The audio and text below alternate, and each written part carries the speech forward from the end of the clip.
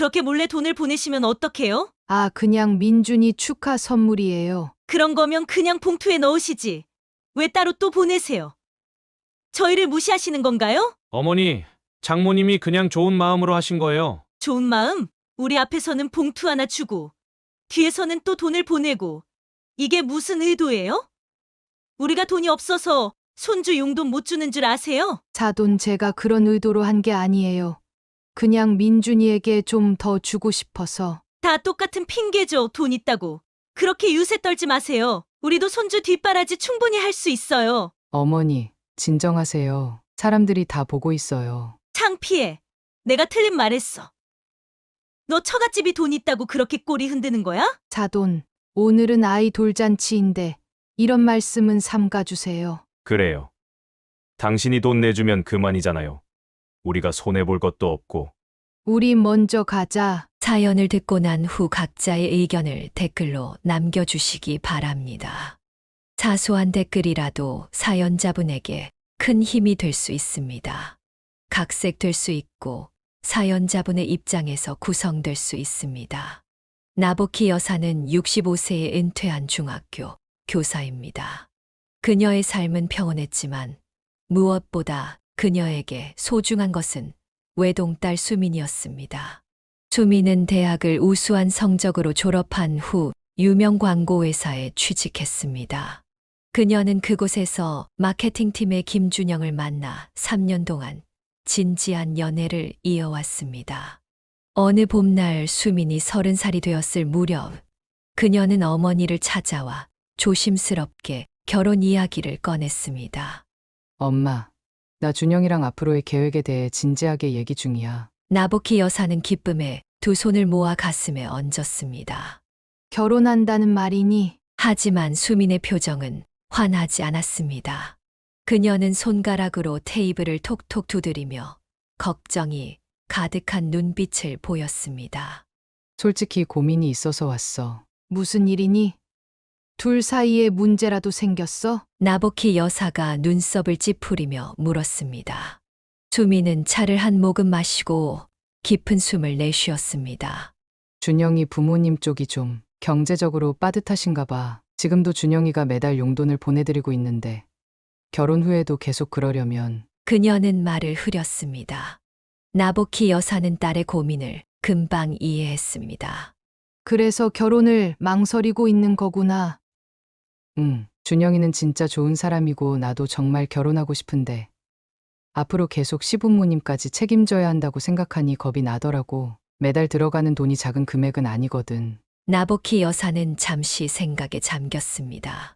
그녀도 젊은 시절 남편과 함께 양가 부모님을 모셨던 경험이 있었습니다. 힘들었지만 그 시간들이 지금 생각해보면 소중한 추억이었습니다. 수민아, 인생은 돈만으로 결정되는 게 아니야. 내 아빠랑 나도 결혼 초에 양가 부모님을 모시느라 힘들었지만 그래도 행복하게 살았어. 내가 진짜 좋아하는 사람이면 그런 것쯤은 함께 헤쳐나갈 수 있어. 수민은 어머니의 말에 고개를 끄덕였습니다. 그녀의 눈에 희망의 빛이 돌아왔습니다.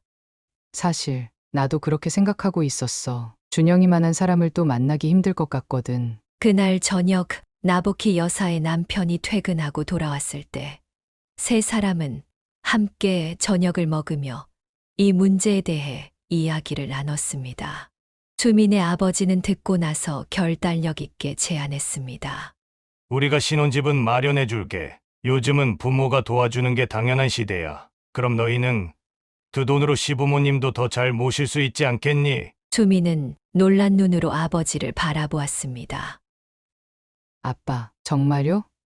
그렇게까지 해주실 필요는 없는데. 무슨 소리야? 너 결혼시키는 게 우리 기쁨인데 요즘 젊은이들 집 장만하기 얼마나 힘든지 뉴스에도 나오잖아. 나보키 여사는 남편의 결정에 미소를 지었습니다. 그녀도 같은 생각이었습니다. 내 행복이 우리에겐 제일 중요해. 준영이도 정말 괜찮은 청년이니 우리가 도울 수 있는 건 기꺼이 돕고 싶어. 그 말을 들은 수민의 얼굴에 안도감이 번졌습니다. 그날 밤 수민은 준영에게 부모님의 결정을 전했고 곧 준영에게서 감사 인사 전화가 왔습니다. 장인어른, 정말 감사합니다. 제가 평생 수민이 행복하게 해드리겠습니다. 부모님께도 잘할게요. 그의 목소리는 감격으로 떨리고 있었습니다. 나보키 여사와 남편은 서로를 바라보며 따뜻한 미소를 교환했습니다. 그렇게 수민과 준영의 결혼 준비가 본격적으로 시작되었고, 나보키 여사는 처음 만날 사돈을 생각하며 설렘과 기대를 품었습니다. 결혼식이 끝난 후 나보키 여사와 그녀의 남편은 신혼부부에게 최대한 도움을 주기로 마음먹었습니다. 그들은 자신들의 유일한 딸이 새 출발을 하는데 어떤 형태로든 지원하고 싶었습니다. 결혼 준비 과정에서부터 그들은 사돈의 의견에 귀 기울이며 존중하는 자세를 보였습니다. 우리가 너무 고집 부리면 안 돼. 첫 시작부터 서로 기분 상하면 앞으로 어떻게 지내겠어? 나보키 여사는 남편에게 이렇게 조언했고, 그는 고개를 끄덕이며 동의했습니다. 내 말이 맞아. 사돈이 원하는 대로 해주는 게 좋겠지. 어차피 우리는 딸 하나뿐이니까 최대한 많이 지원해주고 싶은 마음이야. 결혼식은 양가의 화합 속에 성대하게 치러졌고, 준영이 회사에서 승진할 때마다 나보키 여사는 특별한 선물을 준비했습니다. 수민아, 이번에 준영이 승진했다며? 축하한다고. 이거 좀 전해줘. 나보키 여사는 봉투에 넣은 현금을 건네며 미소를 지었습니다. 엄마, 이러실 필요 없어요. 준영이가 부담스러워해요. 무슨 소리야? 자위가 승진했는데 축하도 못해? 우리가 할 수 있는 거라곤 이런 것밖에 없잖니. 수미는 어머니의 마음을 알기에 더 이상 거절하지 않았습니다. 명절이나 생일, 결혼 기념일 같은 특별한 날에도 나보키 여사 부부는 항상 넉넉한 용돈을 보냈습니다. 그들에게는 딸 부부의 행복이 최우선이었습니다. 준영의 경력이 안정되고 2년이 지났을 무렵 수민과 준영은 이사를 고민하기 시작했습니다. 부동산 가격이 천정부지로 오르는 상황이라 쉽지 않은 결정이었습니다. 어느 날 저녁 수민이 친정을 방문했을 때였습니다. 요즘 집 알아보고 있어요. 근데 서울은 너무 비싸서 어려울 것 같아요. 나보키 여사가 물었습니다. 어디 괜찮은데 없니? 너희가 원하는 지역은 어디야? 강남은 무리고요. 서울 외곽이나 경기도 쪽 알아보고 있어요. 나보키 여사와 남편은 서로 눈빛을 교환했습니다. 그들은 이미 이런 상황을 예상하고 준비해 두었습니다. 너희가 마음에 드는 집 있으면 말해. 우리가 좀 보태줄게. 수미는 놀랐습니다. 아니에요. 이미 결혼할 때 너무 많이 도와주셨는데. 나보키 여사의 남편이 단호하게 말했습니다. 이건 우리가 하고 싶어서 하는 거야. 너희 나이에 집 한 채 장만하는 게 얼마나 어려운지 우린 잘 알아. 대출금 상환하느라 허리 휘는 꼴 보고 싶지 않다. 결국 수민과 준영은 서울 동쪽 변두리에 있는 작은 아파트를 알아보게 되었고, 나보키 여사 부부는 대출금의 상당 부분을 지원해 주기로 결정했습니다. 덕분에 젊은 부부는 금융 부담을 크게 줄일 수 있었습니다. 장인어른, 장모님, 정말 감사합니다. 이렇게까지 해주시다니. 준영은 진심으로 감사의 마음을 표했습니다. 뭘 이런 걸 가지고 그래. 우리 딸 행복하게 해주는 게 더 고맙지. 나보키 여사는 환하게 웃으며 대답했습니다. 시간이 흐르면서 나보키 여사 부부는 크고 작은 일에 계속해서 도움을 주었습니다. 수민이 출산 준비를 할 때도 아이를 위한 육아용품을 사느라 분주했습니다. 그들에게는 딸 가족의 행복이 곧 자신들의 행복이었습니다. 어느 날 수민으로부터 시어머니의 환갑 소식을 들었습니다. 다음 달에 어머님 환갑이세요. 뭐 좋은 선물이 없을까 고민 중이에요. 나보키 여사는 잠시 생각하더니 제안했습니다. 요즘은 뭐니 해도 현금이 제일 실용적이라던데 내가 주변에 물어봤더니 고급 상품권이나 현금을 선물하는 게 제일 낫대. 그런가요? 그럼 그렇게 해볼게요. 내가 봉투에 축하금 좀 보탤게. 사돈께 잘 전해드려. 수미는 어머니의 배려에 감사했습니다. 그녀는 어머니가 얼마나 자신의 결혼 생활이 순탄하기를 바라는지 잘 알고 있었습니다. 환갑 당일 준영의 어머니는 나복희 여사가 보낸 봉투를 받고 감동했다고 합니다. 이런 정성과 배려가 처음에는 양가의 관계를 더 돈독하게 만드는 것처럼 보였습니다. 나복희 여사의 선물을 받고 몇 개월이 지난 후 수미는 점점 긴장된 표정으로 친정을 방문하는 일이 잦아졌습니다. 그녀는 커피잔을 손에 들고 한참을 망설이다 입을 열었습니다. 다음 달에 어머님 환갑 기념으로 가족 여행을 간대요. 나복희 여사는 흥미롭다는 듯 고개를 끄덕였습니다. 그래?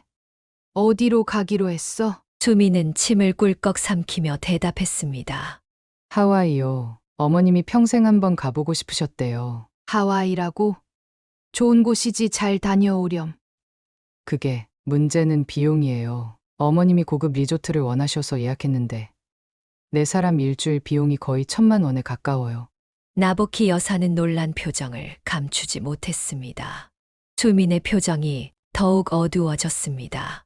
준영이가 부모님 모시고 가는 비용을 전부 부담하게 됐어요. 아버님도 퇴직하셔서 경제적 여유가 없으시거든요. 이수민은 한숨을 쉬며 계속했습니다. 사실 준영이는 국내 여행을 제안했었어요. 하지만 어머님이 평생에 한 번 있는 환갑인데 구차하게 왜 그러냐고 하셔서. 나복희 여사는 침착하게 말했습니다. 그래, 어르신들 소원이니 한 번쯤은 들어드리는 게 좋지. 너무 스트레스 받지 마. 문제는 우리가 지금 적금 들고 있던 돈을 거의 다 써야 한다는 거예요. 아이 가질 계획도 있었는데 육아 자금으로 모아둔 돈을 쓰게 됐어요.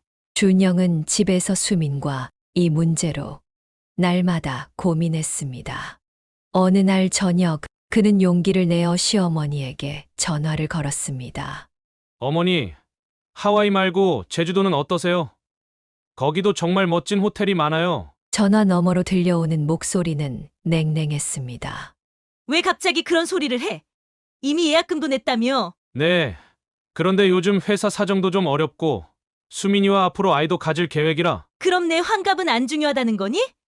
평생 한 번 있는 일인데. 결국 준영은 어머니를 설득하지 못했고 수민에게 미안한 마음으로 돌아왔습니다. 어떻게 됐어? 수민이 기대에 찬 눈으로 물었습니다. 잘 안 됐어. 어머니가 고집을 꺾지 않으셔. 예약금 얘기까지 나오니까 더 말을 못했어. 수민은 실망감을 감추지 못했지만 곧 마음을 정리했습니다. 괜찮아. 어차피 한 번뿐인 환갑이니까 잘 모시고 다녀오자. 하지만 이 결정은 곧 가족 내 갈등으로 번졌습니다. 준영의 아버지가 여행 계획을 알게 되자 강하게 반대했기 때문입니다. 무슨 미친 짓이야? 그런 호화로운 여행 갈 형편이 안 되잖아. 준영의 어머니는 이에 발끈했습니다. 당신은 왜 항상 내 일에 찬물을 끼얹어? 아들이 효도하겠다는데 뭐가 문제야? 이 말다툼은 날이 갈수록 심해졌고 결국 준영의 부모님은 서로 말도 않는 상황이 되었습니다. 수미는 매일 밤 시부모님의 갈등 때문에 괴로워하는 남편을 지켜보며 가슴 아팠습니다. 여행을 일주일 앞둔 어느 날 수미는 나복희 여사에게 모든 상황을 털어놓았습니다. 엄마, 나 정말 힘들어요. 이 여행 때문에 시댁이 완전히 전쟁터가 됐어요. 게다가 우리 저축도 거의 다 써버려야 해서. 나복희 여사는 딸을 따뜻하게 안아주었습니다. 내 딸, 많이 힘들었구나. 하지만 이미 결정된 일이니 최선을 다해 다녀오렴. 어르신 환갑이니 잘 모시고 돈은 또 벌면 되는 거야. 수미는 눈물을 훔치며 고개를 끄덕였습니다. 그래도 이번 여행 후엔 한동안 허리띠를 졸라매야 할 것 같아요. 준영이가 회사에서 보너스도 못 받게 됐거든요. 결국 환갑 여행은 예정대로 진행되었습니다. 하와이의 고급 리조트에서 일주일을 보낸 후 수민과 준영은 예상대로 재정적으로 많은 부담을 떠안게 되었습니다. 그들은 외식을 줄이고 불필요한 지출을 최대한 자제했습니다. 아이를 갖는 계획도 당분간 미루어야 했습니다. 더 큰 문제는 여행이 끝난 후에도 준영의 부모님 사이의 갈등이 해소되지 않았다는 점이었습니다. 오히려 여행 중에 있었던 사소한 일들로 인해 더 깊어진 상태였습니다. 준영의 아버지는 아내가 과시욕 때문에 아들 부부에게 무리한 부담을 지웠다며 비난했고, 준영의 어머니는 남편이 자신의 특별한 날을 망쳤다며 원망했습니다. 이 모든 상황을 지켜보던 나부키 여사는 마음이 무거웠습니다. 그녀는 딸과 사위가 경제적 어려움 속에서도 시부모를 위해 최선을 다하는 모습에 가슴 아팠지만, 한편으로는 이런 갈등이 앞으로 더 큰 문제의 전조가 아닐까 우려되었습니다. 그녀는 이제 다가올 남편의 생일을 어떻게 준비해야 할지 고민하기 시작했습니다. 환갑 여행 이후 몇 개월이 지났습니다. 수민과 준영은 여전히 경제적 어려움을 겪고 있었지만 조금씩 상황이 나아지고 있었습니다. 그러던 어느 날 수민이 나부키 여사에게 전화를 걸었습니다. 엄마, 다음 달이 준영이 생일인데 특별한 걸 해주고 싶어요. 그래. 뭐 생각하고 있니? 사실 준영이가 요즘 회사 일로 너무 스트레스 받아서 짧게라도 여행을 가면 좋을 것 같아요. 그런데 엄마 아빠도 같이 가면 어떨까 싶어서요. 나부키 여사는 잠시 생각에 잠겼습니다. 딸 부부가 요즘 경제적으로 어려운 상황이라는 것을 잘 알고 있었습니다. 우리랑 같이? 그거 좋은 생각인데 어디로 가고 싶은데? 제주도 정도 생각하고 있어요. 길게 못 가더라도 3박 4일 정도. 오랜만에 가족끼리 시간도 보내고 좋을 것 같아서요. 나부키 여사는 딸의 목소리에서 부담감을 느꼈습니다. 그녀는 곧 결단을 내렸습니다. 그래. 좋은 생각이다. 아빠한테도 말해볼게. 근데 수민아, 여행 경비는 우리가 낼게. 아니에요. 우리가 모시는 거니까 당연히 우리가 내야죠. 무슨 소리야. 너희 아직 환갑 여행 비용 때문에 빠듯한 거 다 알아. 그리고 아빠도 여행 한번 가고 싶어 했었어. 이번 기회에 같이 가자. 수민이 한참을 망설이다 대답했습니다. 그래도 전부 엄마가 내는 건 부담스러워요. 우리가 너희보다 여유가 있잖아. 그리고 우리 손주도 갖고 싶은데. 그러려면 너희가 돈 좀 모아야지. 결국 수민은 어머니의 제안을 받아들였고, 나부키 여사 부부는 제주도 여행을 위한 준비를 시작했습니다. 그들은 좋은 호텔을 예약하고 맛있는 식당도 미리 알아보았습니다. 여행 당일, 네 사람은 김포공항에서 만났습니다. 준영은 장인 장모를 보자 환한 미소를 지었습니다. 장인어른, 장모님, 저 때문에 이런 여행까지 준비해 주시고 정말 감사합니다. 나부키 여사의 남편이 준영의 어깨를 두드리며 말했습니다. 웬 말이 그렇게 많아. 우리 사위 생일인데 가족이 함께 축하해야지. 비행기를 타고 제주도에 도착한 그들은 서귀포시의 아름다운 해변이 보이는 리조트에 체크인했습니다. 첫날은 주변 해변을 산책하고 맛있는 해산물로 저녁을 먹으며 즐겁게 보냈습니다. 수미는 오랜만에 편안한 표정을 지었고, 준영도 회사 스트레스를 잊은 듯 보였습니다. 둘째 날, 그들은 한라산 등반을 계획했지만 갑자기 비가 내려 실내 박물관으로 일정을 변경했습니다. 점심을 먹고 있을 때 수민의 휴대폰이 울렸습니다. 발신자 확인을 한 수민의 얼굴이 굳어졌습니다. 잠시만요. 어머님 전화네요. 수민은 자리를 피해 통화를 하러 갔습니다. 5분 후 돌아온 그녀의 표정은 더욱 어두워져 있었습니다. 무슨 일이니? 나부키 여사가 물었습니다. 아, 별거 아니에요. 그냥 제주도 날씨가 어떠냐고 물어보셨어요. 하지만 준영의 표정도 좋지 않았습니다. 그는 분명 무언가를 감추고 있는 듯 했습니다. 점심 후 관광을 계속하는 동안에도 수민의 전화는 계속 울렸고, 매번 발신자는 시어머니였습니다.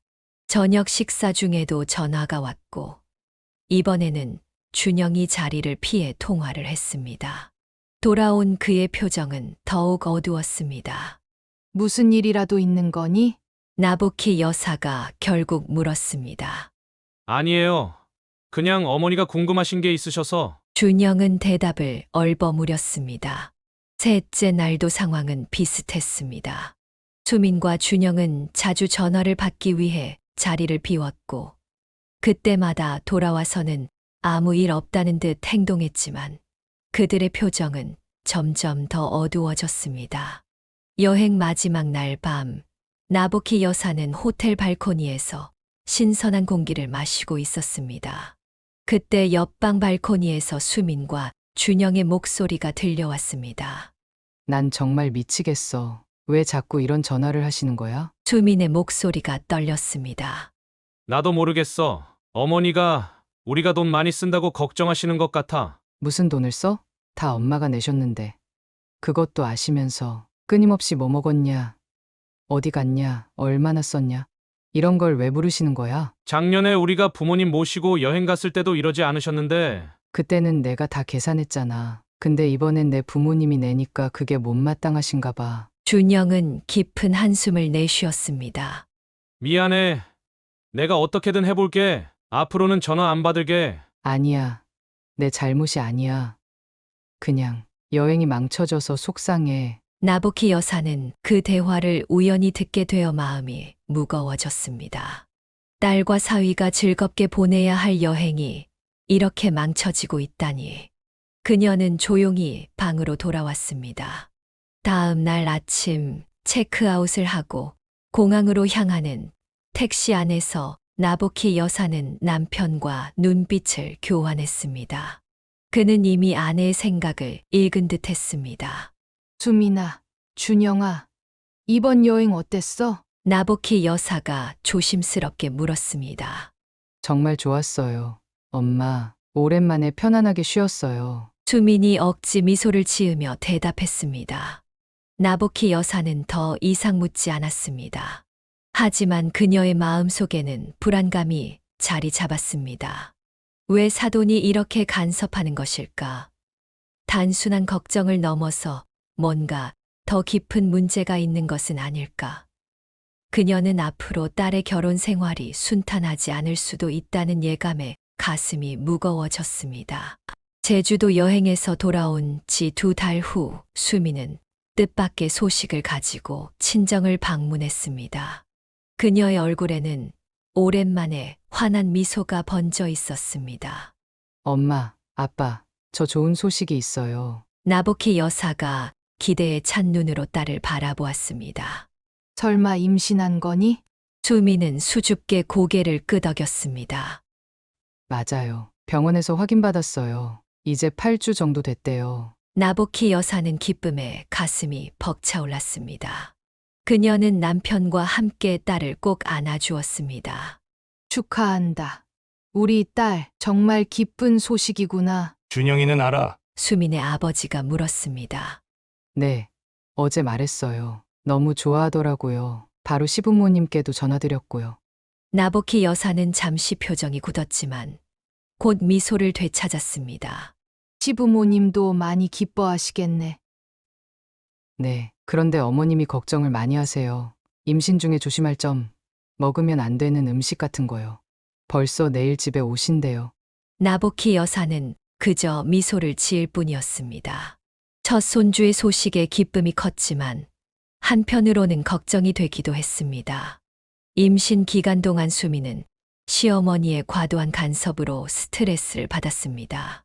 식단부터 생활 패턴까지 모든 것을 지적받았고 심지어 친정에 다녀오는 것도 태아에게 좋지 않다며 제안하려 했습니다. 하지만 수미는 최대한 참고 견디며 뱃속 아이를 위해 좋은 마음가짐을 유지하려 노력했습니다. 10개월의 기다림 끝에 수미는 건강한 사내 아이를 출산했습니다. 나보키 여사와 남편은 기쁨에 들떠 산부인과 병원을 찾았습니다. 그들은 귀여운 옷가지와 아기 용품이 가득 담긴 선물 바구니를 준비해 갔습니다. 여보, 우리 손자 보러 가는 거야. 너무 설레네. 그래. 기대된다. 우리 수민이도 얼마나 힘들었을까? 병원 산후조리실에 도착한 그들은 이미 그곳에 와 있는 사람들을 발견하고 걸음을 멈췄습니다. 준영의 부모가 먼저 와 있었던 것입니다. 나보키 여사가 공손히 인사했습니다. 사돈은 대답 대신 나보키 부부의 손에 들린 선물을 힐끔 쳐다보았습니다. 저런, 뭘 그렇게 많이 사오셨어요? 저희는 손주 얼굴이나 보러 왔는데 이렇게 비교되니 민망하네요. 빈정거리는 말투에 나보키 여사는 당황했습니다. 그녀는 미소를 지으며 대답했습니다. 아이고, 무슨 말씀이세요? 그냥 필요할 것 같은 것들 조금 준비했을 뿐이에요. 준영아, 이것 좀 받아서 정리해라. 내 처가에서 선물이 왔다. 사돈이 준영을 불렀습니다. 준영은 미안한 표정으로 다가와 선물을 받았습니다. 감사합니다. 장인어른 장모님, 뭘 이런 걸 가지고 그래. 손주가 태어났는데 기쁜 마음의 작은 선물이지. 사돈이 다시 끼어들었습니다. 준영아, 처갓집이 넉넉하니 좋겠다.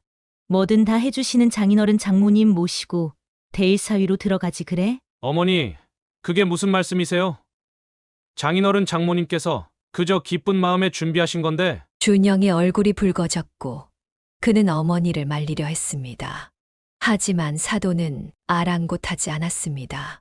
병실로 들어가자 수민이 아기를 안고 있었습니다. 그녀의 얼굴은 피곤해 보였지만 눈빛은 행복으로 가득 차 있었습니다. 엄마, 아빠, 와주셔서 고마워요. 우리 민준이 예쁘죠? 나보키 여사는 감격스러운 마음으로 손주를 바라보았습니다.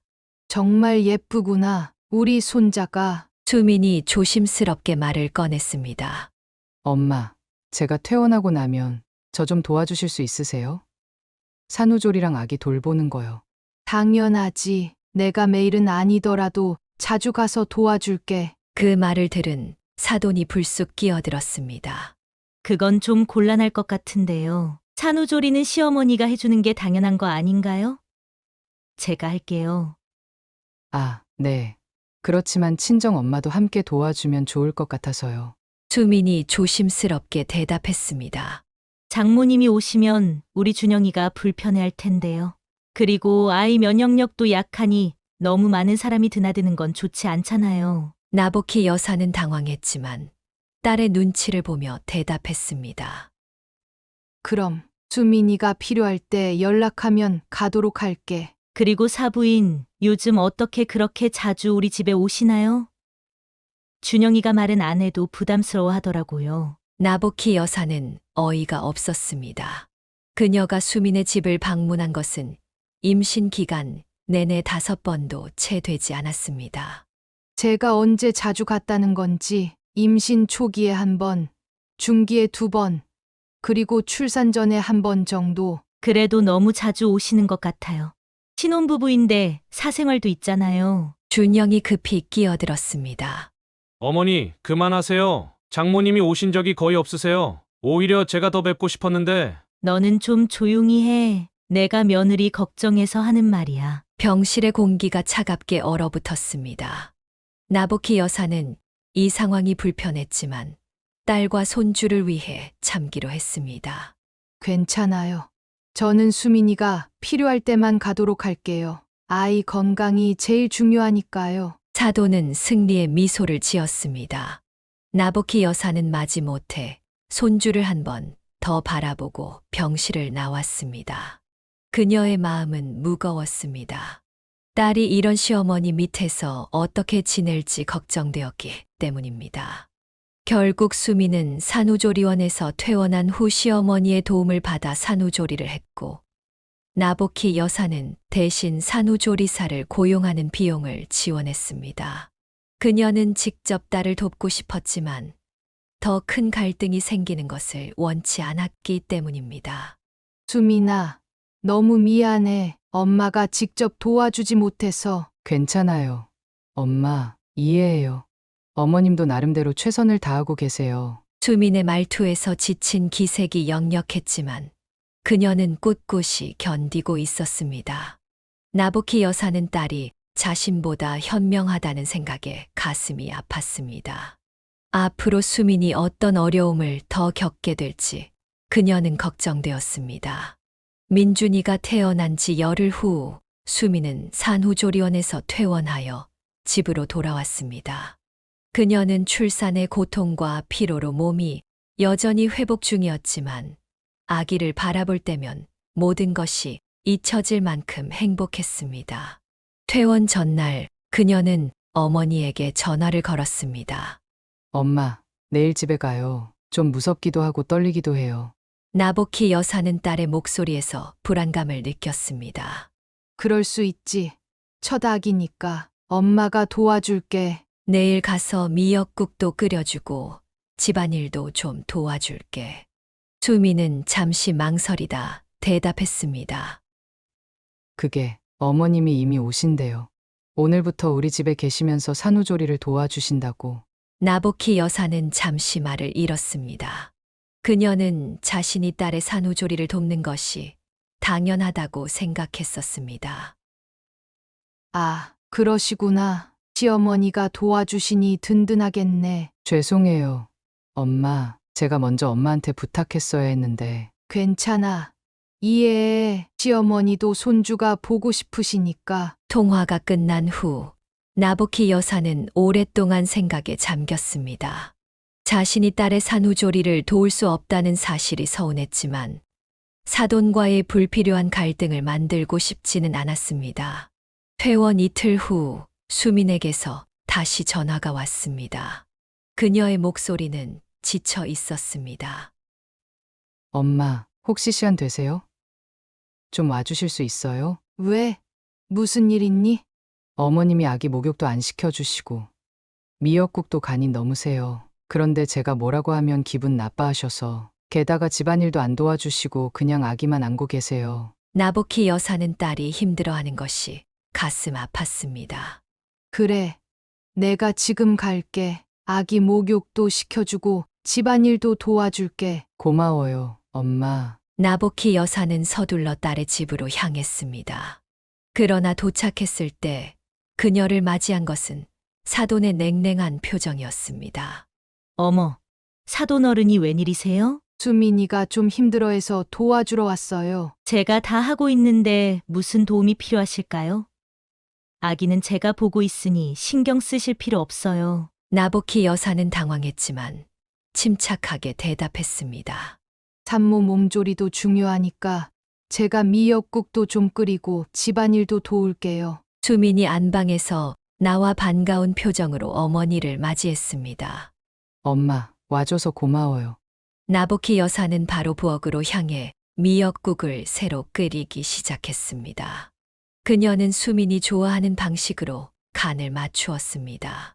그러나 사돈은 계속해서 그녀의 행동을 지켜보며 비꼬는 말을 던졌습니다. 요리를 참 잘하시네요. 우리 며느리가 사돈 음식만 찾는 것도 이해가 가요. 아니에요. 그저 수민이가 좋아하는 맛이 어떤 건지 알고 있을 뿐이에요.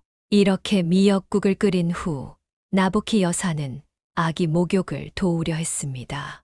그러나 사돈이 단호하게 저지했습니다. 그건 제가 할게요. 아기는 면역력이 약해서 많은 사람이 만지면 안 돼요. 하지만 저는 손을 깨끗이 씻었고 죄송하지만 저희 집 규칙이에요.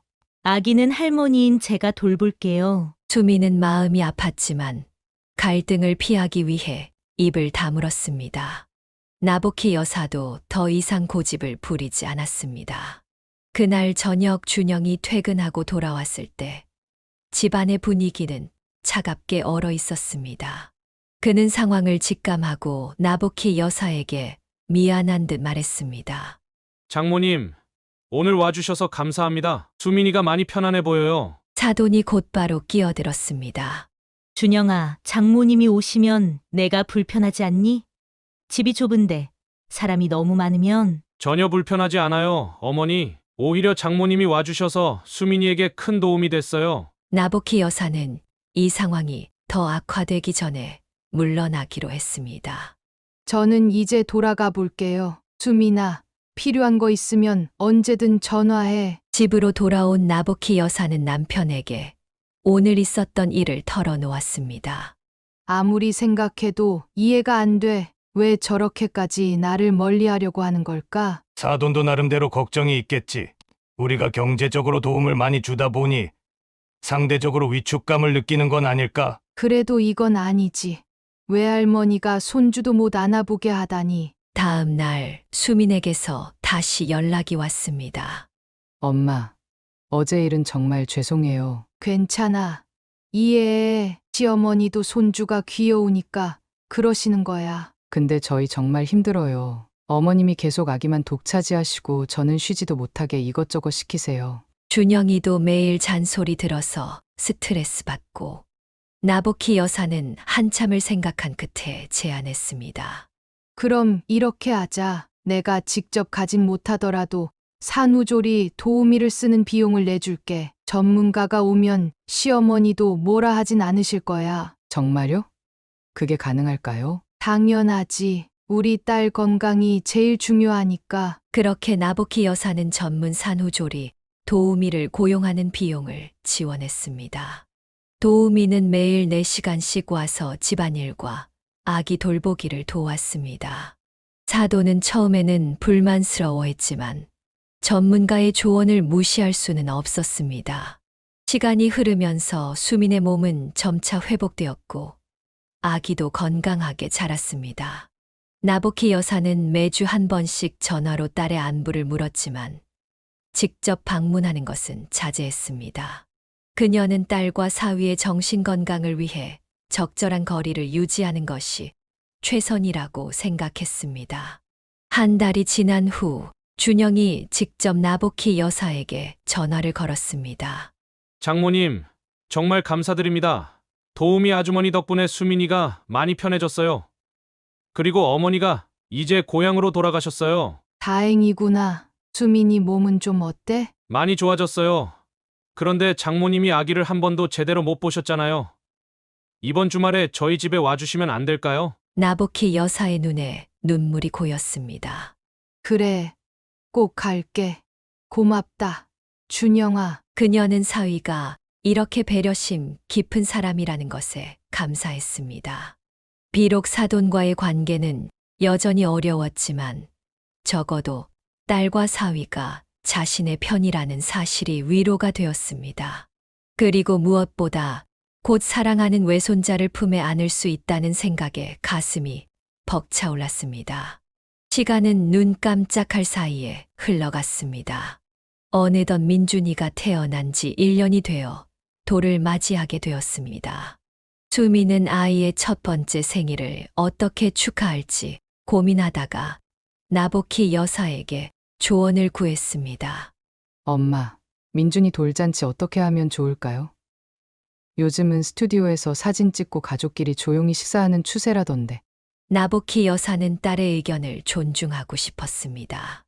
너희가 편한 대로 하면 돼. 큰 자리 갖기보다 의미 있게 보내는 게 중요하지. 수미는 잠시 고민하다 말했습니다. 사실 준영이 부모님이 호텔에서 돌잔치를 하자고 하시는데 우리는 좀 부담스러워요.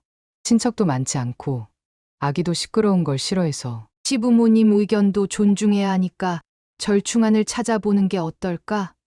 호텔에서 하되 인원은 가족끼리만 소규모로. 결국 수민과 준영은 고급 호텔 레스토랑에 예약을 했습니다. 양가 부모님과 삼촌 부부 2명만 초대하여 아늑한 자리를 마련하기로 했습니다. 수민은 호텔 비용이 부담되었지만 첫 아이의 돌잔치라 특별하게 기억되길 바랐습니다. 돌잔치 당일 나보키 여사와 남편은 정성껏 준비한 선물을 들고 호텔에 도착했습니다. 그들은 유일한 외손자의 첫 생일을 축하하는 마음의 봉투에 넉넉한 축하금을 담았습니다. 또한 금으로 된 작은 돌반지도 준비했습니다.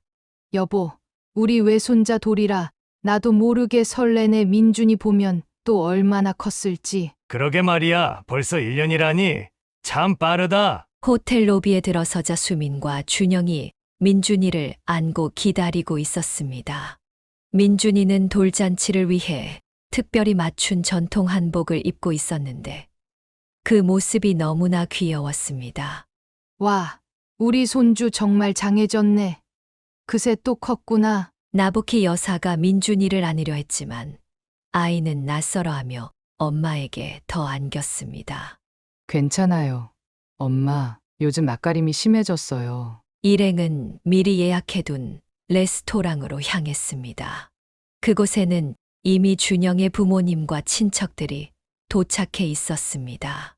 사돈은 나보키 여사 부부를 보자 형식적인 인사를 건넸습니다. 오셨군요. 날씨가 흐린데 오시느라 고생하셨겠네요. 아니에요. 손주 돌인데 무슨 고생겠어요. 잘 지내셨어요? 레스토랑은 고급스러운 분위기였습니다. 테이블 위에는 정성스럽게 세팅된 코스 요리가 준비되어 있었고, 한쪽에는 돌잡이, 물건들과 떡 케이크가 놓여 있었습니다. 수민과 준영이 많은 공을 들인 것이 느껴졌습니다. 자리가 정말 근사하네, 수민아. 준비하느라 고생 많았지? 괜찮아요. 민준이 첫 돌이니까 특별하게 해주고 싶었어요. 식사가 시작되고 첫 번째 코스가 나왔습니다. 모두 음식을 즐기며 담소를 나누었습니다. 그때 레스토랑 직원이 다가와 와인 주문을 받겠다고 했습니다. 어떤 와인을 드시겠습니까? 준영이 답하려는 찰나 그의 어머니가 먼저 입을 열었습니다. 저기 저 빈티지 와인 있죠? 그거 한 병 주세요. 준영은 당황한 기색이 역력했습니다. 그녀가 가리킨 와인은 병당 50만 원이 넘는 고가의 와인이었기 때문입니다.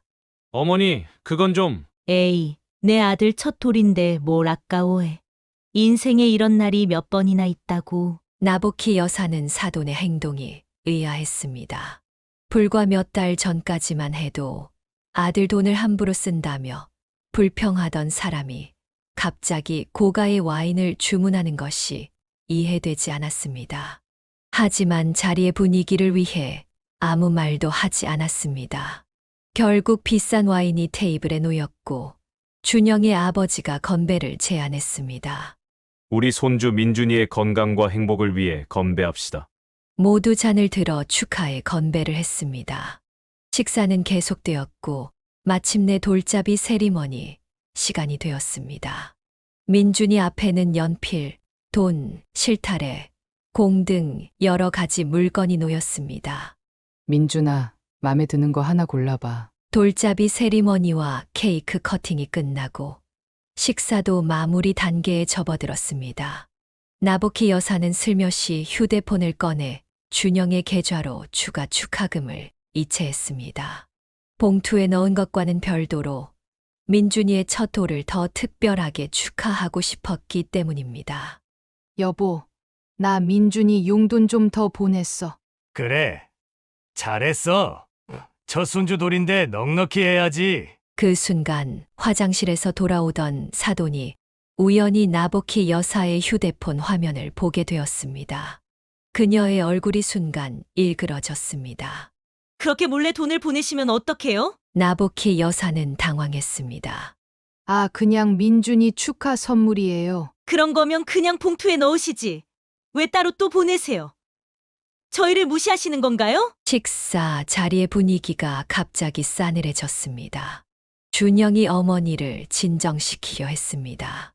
어머니, 장모님이 그냥 좋은 마음으로 하신 거예요. 좋은 마음? 우리 앞에서는 봉투 하나 주고 뒤에서는 또 돈을 보내고 이게 무슨 의도예요? 우리가 돈이 없어서 손주 용돈 못 주는 줄 아세요? 나보키 여사는 당혹스러웠습니다. 그녀는 단지 외손자를 위한 마음에서 한 행동이었는데 이렇게 오해를 받게 될 줄은 몰랐습니다. 사돈, 제가 그런 의도로 한 게 아니에요. 그냥 민준이에게 좀 더 주고 싶어서. 다 똑같은 핑계죠. 돈 있다고. 그렇게 유세 떨지 마세요. 우리도 손주 뒷바라지 충분히 할 수 있어요. 수민이 당황해하며 어머니를 진정시키려 했습니다. 어머니, 진정하세요. 사람들이 다 보고 있어요. 하지만 준영의 어머니는 이미 흥분 상태였습니다. 창피해. 내가 틀린 말했어.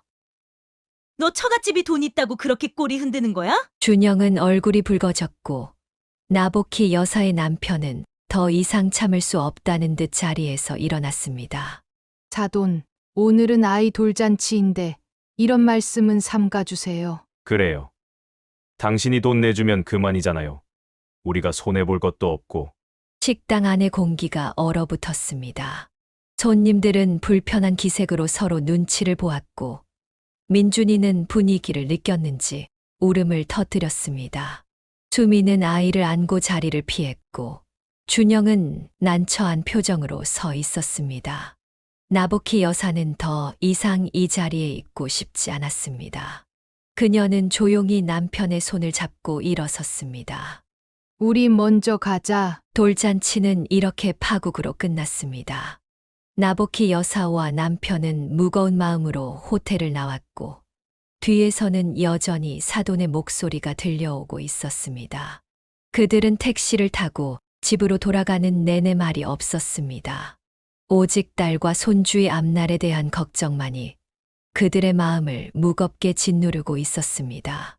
돌잔치 사건 이후 며칠 동안 나보키 여사는 마음이 무거웠습니다. 그녀는 딸에게 전화를 걸어보고 싶었지만 상황을 더 악화시킬까봐 주저하고 있었습니다. 결국 참지 못하고 수민에게 문자를 보냈습니다. 수민아, 괜찮니? 걱정되어서 연락해. 민준이는 잘 지내? 한참 후에야 수민의 답장이 왔습니다. 엄마, 지금 정말 혼란스러워요. 나중에 통화할게요. 그 답장을 받고 나보키 여사는 더욱 불안해졌습니다. 그녀의 예감은 틀리지 않았습니다. 사흘 후 수민과 준영이 불쑥 나보키 여사의 집을 찾아왔습니다. 그들의 표정은 무척 어두웠습니다. 어머, 갑자기 왜 왔니? 무슨 일 있어? 수민은 울먹이며 어머니에게 달려들었습니다. 엄마, 정말 미치겠어요. 그들을 거실로 안내하고 차를 대접한 후 나보키 여사는 조심스럽게 물었습니다. 무슨 일인지 말해봐. 돌잔치 이후로 어떻게 지냈어? 준영이 깊은 한숨을 내쉬었습니다. 장모님, 돌잔치 이후로 어머니가 계속 장모님 얘기를 하세요. 돈 있다고. 우리 가족을 좌지우지하려 한다느니, 자기들을 무시한다느니. 수민이 말을 이었습니다. 그게 끝이 아니에요. 어제는 아예 우리 집에 찾아오셔서 장모님이 우리한테 사준 집 얘기까지 꺼내셨어요. 나보키 여사는 놀랐습니다. 집. 왜 갑자기 집 얘기를 하시는데? 장모님이 집을 사줘서 우리가 시부모를 홀대한다고 하셨어요. 우리 엄마가 다 해주니까 시부모는 안중에도 없다고. 준영은 고개를 떨구었습니다. 정말 죄송합니다. 장모님 어머니가 그렇게 말씀하실 줄은 몰랐어요. 그때 수민의 아버지가 퇴근하고 들어왔습니다. 그는 거실의 분위기를 보고 곧바로 상황을 파악했습니다. 무슨 일이냐? 또 사돈이 문제를 일으켰나? 수민이 아버지에게도 상황을 설명했습니다. 수민의 아버지는 분노를 참지 못하고 벌떡 일어났습니다. 이건 정말 참을 수 없군. 돈 얘기를 꺼내는 것도 모자라 이제는 집까지. 도대체 뭘 바라는 거야? 나보키 여사가 남편을 진정시키려 했지만 그는 이미 화가 단단히 났습니다. 여보, 진정해. 일단 자세한 얘기를 더 들어보자. 준영이 조심스럽게 말을 이었습니다. 저도 어머니에게 왜 그러시냐고 물었어요. 그랬더니 어머니가 갑자기 저희 집이 마음에 안 든다고 하시더라고요. 장모님이 사주셨기 때문에 거기서 사는 게 불편하다고. 그게 무슨 말도 안 되는 소리야? 수민의 아버지가 소리쳤습니다. 그게 다가 아니에요. 수민이 떨리는 목소리로 말을 이었습니다. 어머니께서 아예 우리 결혼을 후회한다고까지 말씀하셨어요. 처가가 돈이 있어서 준영이를 꼬셨다고, 하나뿐인 아들을 빼앗아 갔다고. 나보키 여사는 그 말을 듣고 가슴이 철렁 내려앉았습니다. 그녀는 여러 감정이 뒤섞여 어떤 말을 해야 할지 몰랐습니다. 그래서 준영이는 뭐라고 했니? 저는 당연히 어머니를 말렸죠. 장모님이 저희를 위해 얼마나 많은 걸 해주셨는지. 그리고 그건 전부 좋은 마음에서 비롯된 거라고 설명했어요. 그랬더니 어머니가 더 화를 내셨어요. 수민이 말했습니다. 여태까지 남의 자식 키우는데 돈 쓴 적 없는데 왜 수민이네는 그렇게 해주냐면서 계속 시비를 걸으셨어요. 나보키 여사의 남편은 더 이상 참을 수 없다는 듯 벌떡 일어섰습니다. 이건 정말 말이 안 되는군. 우리가 딸과 사위를 도와주는 게 뭐가 문제라는 거야? 이제 와서 집 사준 것도 시비 거는 거야? 아빠, 진정하세요. 수민이 아버지의 팔을 잡았습니다. 어떻게 진정해? 이런 식으로 우리 딸 괴롭히는데? 나보키 여사도 화가 났지만 더 큰 갈등을 원치 않았습니다. 여보, 잠시만 냉정하게 생각해보자. 지금 화내봤자 상황만 악화될 뿐이야. 그때 갑자기 현관 초인종이 울렸습니다. 모두가 깜짝 놀라 쳐다보았습니다. 문을 열자 놀랍게도 사돈 부부가 서 있었습니다. 그들의 표정은 무척 험악했습니다. 우리 아들 이 집에 있죠? 나보키 여사는 당황했지만 침착하게 대답했습니다.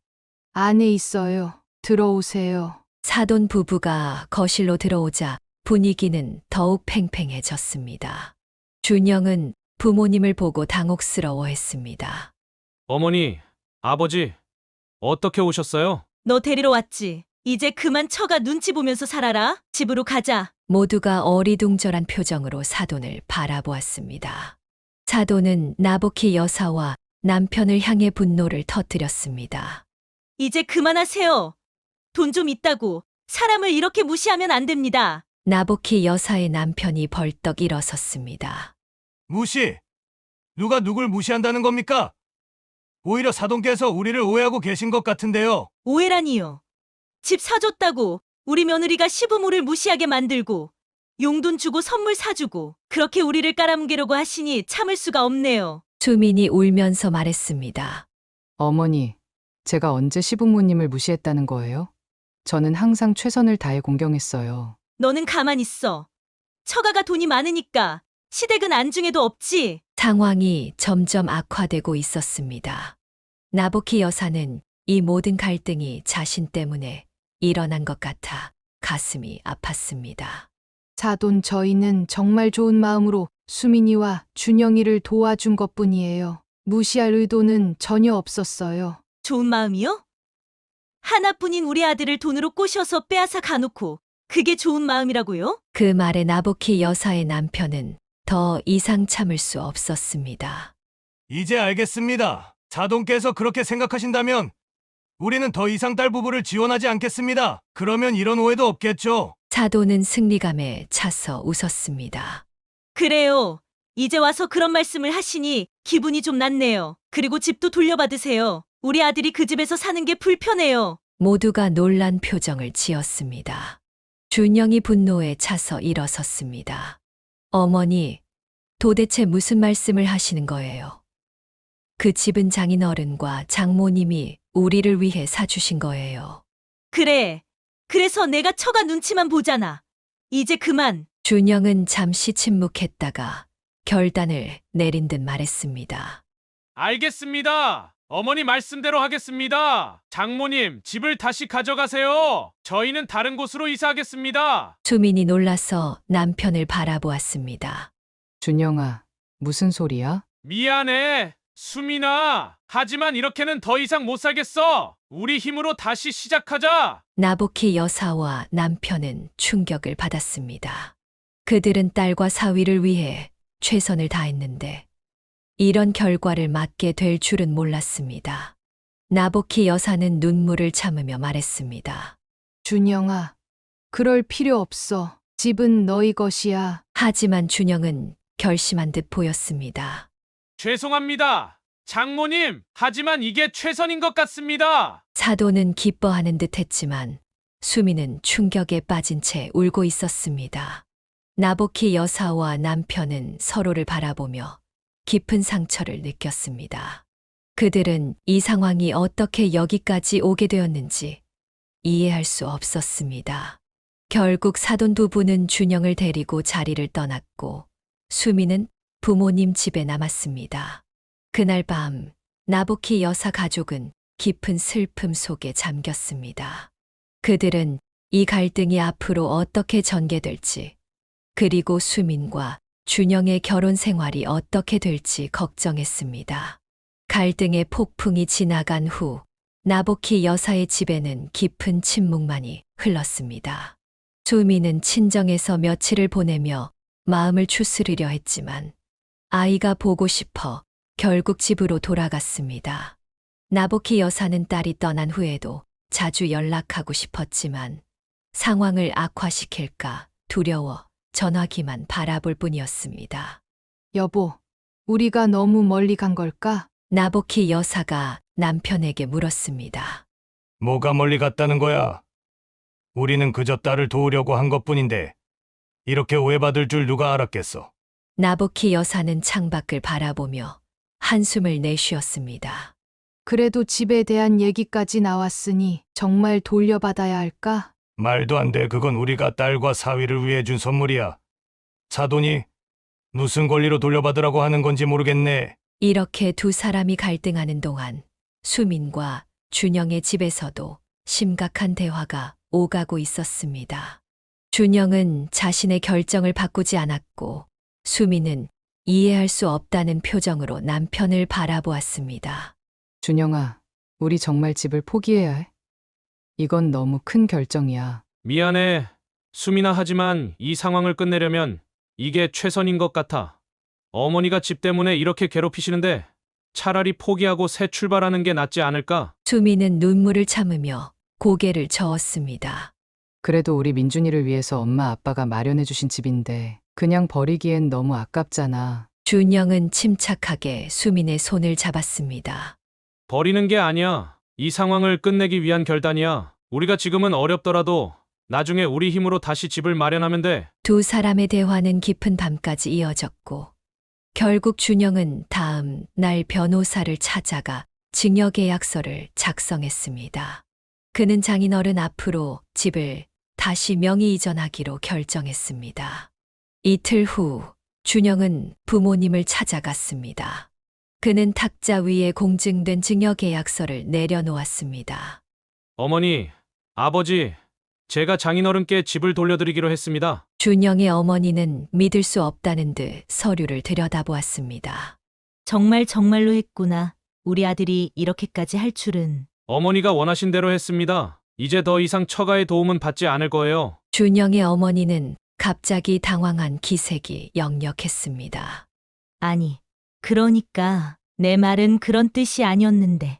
그리고 어머니, 한 가지 더 말씀드릴 게 있습니다. 준영은 심호흡을 한 후 단호하게 말을 이었습니다. 저와 수민이 그리고 민준이는 당분간 어머니와 거리를 두려고 합니다. 지금처럼 계속 갈등하면서 살 수는 없으니까요. 뭐라고? 너 지금 무슨 말을 하는 거니? 부모와 연을 끊겠다는 거야? 준영의 아버지도 놀라서 자리에서 일어났습니다. 준서가, 너 정신이 있는 거야? 어머니 말씀이 심하긴 했어도. 그렇지, 부모를 버리겠다니. 버리는 게 아닙니다. 모두의 마음이 진정될 때까지 잠시 시간을 갖자는 거예요. 어머니가 계속 장모님을 비난하고 수민이를 괴롭히는 한 저희 가정은 평화로울 수 없어요. 준영의 어머니는 눈물을 흘리기 시작했습니다. 이게 다 내 처가 때문이야. 돈으로 우리 아들을 사서 부모까지 버리게 만들다니. 어머니, 이제 그만하세요. 제 결정입니다. 돈 문제도 더 이상 없을 거예요. 저희 생활비도 더 이상 드리지 않을게요. 뭐라고? 그럼 우리는 어떻게 살라고? 준영은 진정하려 노력하며 차분히 대답했습니다. 아버지는 아직 일하고 계시잖아요. 그리고 어머니도 건강하시니 파트타임이라도 시작하시면 좋을 것 같아요. 저희도 앞으로 아이 키우는데 돈이 많이 들 거예요. 준영의 어머니는 갑자기 가슴을 부여잡고 의자에 털썩 주저앉았습니다. 어머니. 준영이 놀라서 달려갔습니다. 이런 모욕을 내가 평생 너를 위해 살았는데. 준영의 아버지가 아내를 부축하며 소리쳤습니다. 봐라. 내 어머니가 쓰러지시잖아. 이러려고 그랬니? 준영은 어머니의 상태를 확인하고 안심했습니다.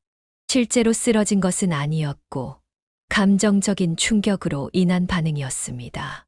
아버지, 죄송합니다. 하지만 이건 제 가정을 위한 결정이에요. 시간이 지나면 어머니도 이해하실 거예요. 집으로 돌아온 준영은 수민에게 모든 일을 이야기했습니다. 수민은 남편의 손을 꼭 잡았습니다. 괜찮아. 우리 함께 이겨낼 수 있어. 준영은 씁쓸한 미소를 지었습니다. 그리고 하나 더. 어머니 전화번호를 내 휴대폰에서 차단했어. 당분간은 연락을 끊는 게 좋을 것 같아. 수민은 놀랐지만 남편의 결정을 존중하기로 했습니다. 그날 저녁 수민은 어머니에게 전화를 걸었습니다. 엄마, 준영이가 정말로 집을 돌려주기로 했어요. 증여계약서까지 작성했대요. 나보키 여사는 놀라서 말을 잇지 못했습니다. 그리고 시어머니가 거의 쓰러질 뻔했대요. 준영이가 생활비도 더 이상 안 보내겠다고 하니까 세상에, 정말 그렇게까지 했니? 괜찮은 거야? 네. 오히려 마음이 편해요. 준영이도 시어머니 전화번호를 차단했대요. 당분간 연락을 안 할 거래요. 그래도 부모인데 정말 그렇게 해도 되는 걸까? 수미는 잠시 침묵했다가 대답했습니다. 시어머니가 화를 내시면서 처갓집에서 해줘도 날리고 안 해줘도 날린다고 소리치셨대요. 더 이상 할 말이 없으셨나 봐요. 나복희 여사는 가슴이 무거웠습니다. 자식과 부모 사이의 관계가 이렇게 깨어지는 것이 안타까웠지만 한편으로는 딸의 목소리에서 어떤 안도감을 느꼈습니다. 그래도 너희는 괜찮니? 경제적으로 많이 힘들 텐데. 사실 시부모님께 매달 생활비 드리는 부담이 없어지니까 오히려 숨통이 트이는 것 같아요. 집은 비록 포기했지만 저희 힘으로 살아갈 수 있을 것 같아요. 나복희 여사는 딸의 강인함에 감동했습니다. 그녀는 딸의 선택을 존중하기로 했습니다. 알았다. 수민아, 너희가 결정한 대로 하렴. 하지만 언제든지 도움이 필요하면 말해. 엄마는 항상 너희 편이야. 고마워요, 엄마. 제가 이제 진짜 어른이 된 것 같아요. 통화를 마친 나복희 여사는 남편에게 상황을 전했습니다. 그는 한참 동안 생각에 잠겼다가 입을 열었습니다. 수민이가 생각보다 강인하더라고. 이번 일을 통해 더 성장한 것 같아. 둘은 서로를 바라보며 씁쓸하게 웃었습니다. 그들은 딸 부부가 앞으로 어떤 어려움을 겪을지 모르지만 이 결정이 오히려 새로운 시작이 될 수도 있다고 생각했습니다. 사위와 시어머니 사이의 단절이 시작된 지 2달이 지났습니다. 봄이 오고 민준이는 하루가 다르게 성장했습니다. 걸음마를 시작한 그는 이제 몇 발자국씩 혼자 걸으며 집안을 누비고 다녔습니다. 나복희 여사는 주말마다 딸의 집을 방문하며 외손자의 성장을 지켜보았습니다. 어느 봄날 오후 나복희 여사는 자신의 정원에서 꽃을 가꾸고 있었습니다. 햇살이 따뜻했고 새로 피어난 꽃들이 향기를 내뿜었습니다. 그녀는 그동안 있었던 일들을 차분히 되돌아보았습니다. 사돈과의 갈등이 결국 이렇게 될 줄이야. 남편이 정원으로 나와 그녀 옆에 앉았습니다. 뭘 그렇게 깊은 생각에 잠겨 있어? 지난 일들이 자꾸 생각나서 우리가 더 현명하게 대처했으면 어땠을까 싶어. 그녀의 남편은 고개를 천천히 흔들었습니다. 우리가 뭘 잘못했다고 그런 생각을 해. 딸을 사랑해서 도와준 게 죄는 아니잖아. 그건 그렇지만 어쩌면 우리가 좀 더 사돈의 마음을 이해했더라면 이렇게까지 오지는 않았을지도 몰라. 나복희 여사는 한숨을 쉬었습니다. 그녀는 자신들이 경제적 여유가 있어 딸을 도울 수 있었던 것은 축복이라고 생각했지만 그것이 사돈에게는 상처가 되었을 수도 있다는 생각이 들었습니다. 지금 와서 생각해보니 참 어리석은 일이었어. 우리가 딸에게 해준 것들이 사돈에게는 자존심을 상하게 했을 수도 있겠더라고. 그런 마음을 가진 사돈을 만난 것부터가 불행이었지. 형편 좋고 이해심 많은 사돈을 만났다면 서로 협력하며 아이들을 도울 수 있었을 텐데. 나복희 여사는 손에 든 꽃을 바라보며 미소를 지었습니다. 그래도 우리 준영이는 참 좋은 사람이야. 그런 부모 밑에서 어떻게 저렇게 바르게 자랐는지 신기할 정도야. 저녁이 되자 수민에게서 전화가 왔습니다. 그녀의 목소리는 평소보다 조금 긴장된 듯 했습니다. 엄마, 오늘 시어머니에게서 연락이 왔어요. 나복희 여사는 가슴이 철렁 내려앉았습니다. 그래, 무슨 내용이었어? 사과하고 싶다고, 민준이도 보고 싶다고 하셨어요. 아, 그래. 너희는 어떻게 생각해? 수민은 잠시 침묵했다가 대답했습니다. 준영이는 아직 마음의 준비가 안 됐대요. 2달 만에 갑자기 연락이 와서 당황스럽대요. 그럴 수 있지. 상처받은 마음이 그렇게 빨리 아물지는 않으니까. 근데 엄마, 이상한 건 시어머니가 완전히 달라지신 것 같아요. 전화로 울면서 미안하다고 계속 말씀하시더라고요. 나복희 여사는 의아했지만 한편으로는 이해가 되었습니다. 아들과의 단절이 시어머니에게는 큰 충격이었을 것입니다. 사람이 극단적인 상황을 겪으면 변하기도 해. 어쩌면 진심으로 뉘우치고 있는지도 모르지. 그럴까요?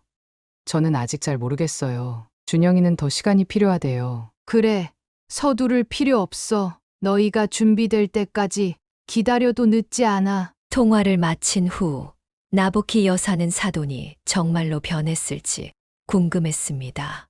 그녀는 그동안 사돈을 이해하려고 노력해 보았습니다. 어쩌면 그녀는 아들에 대한 지나친 소유욕과 자신들보다 경제적으로 여유로운 처가에 대한 열등감으로 괴로워했을지도 모릅니다.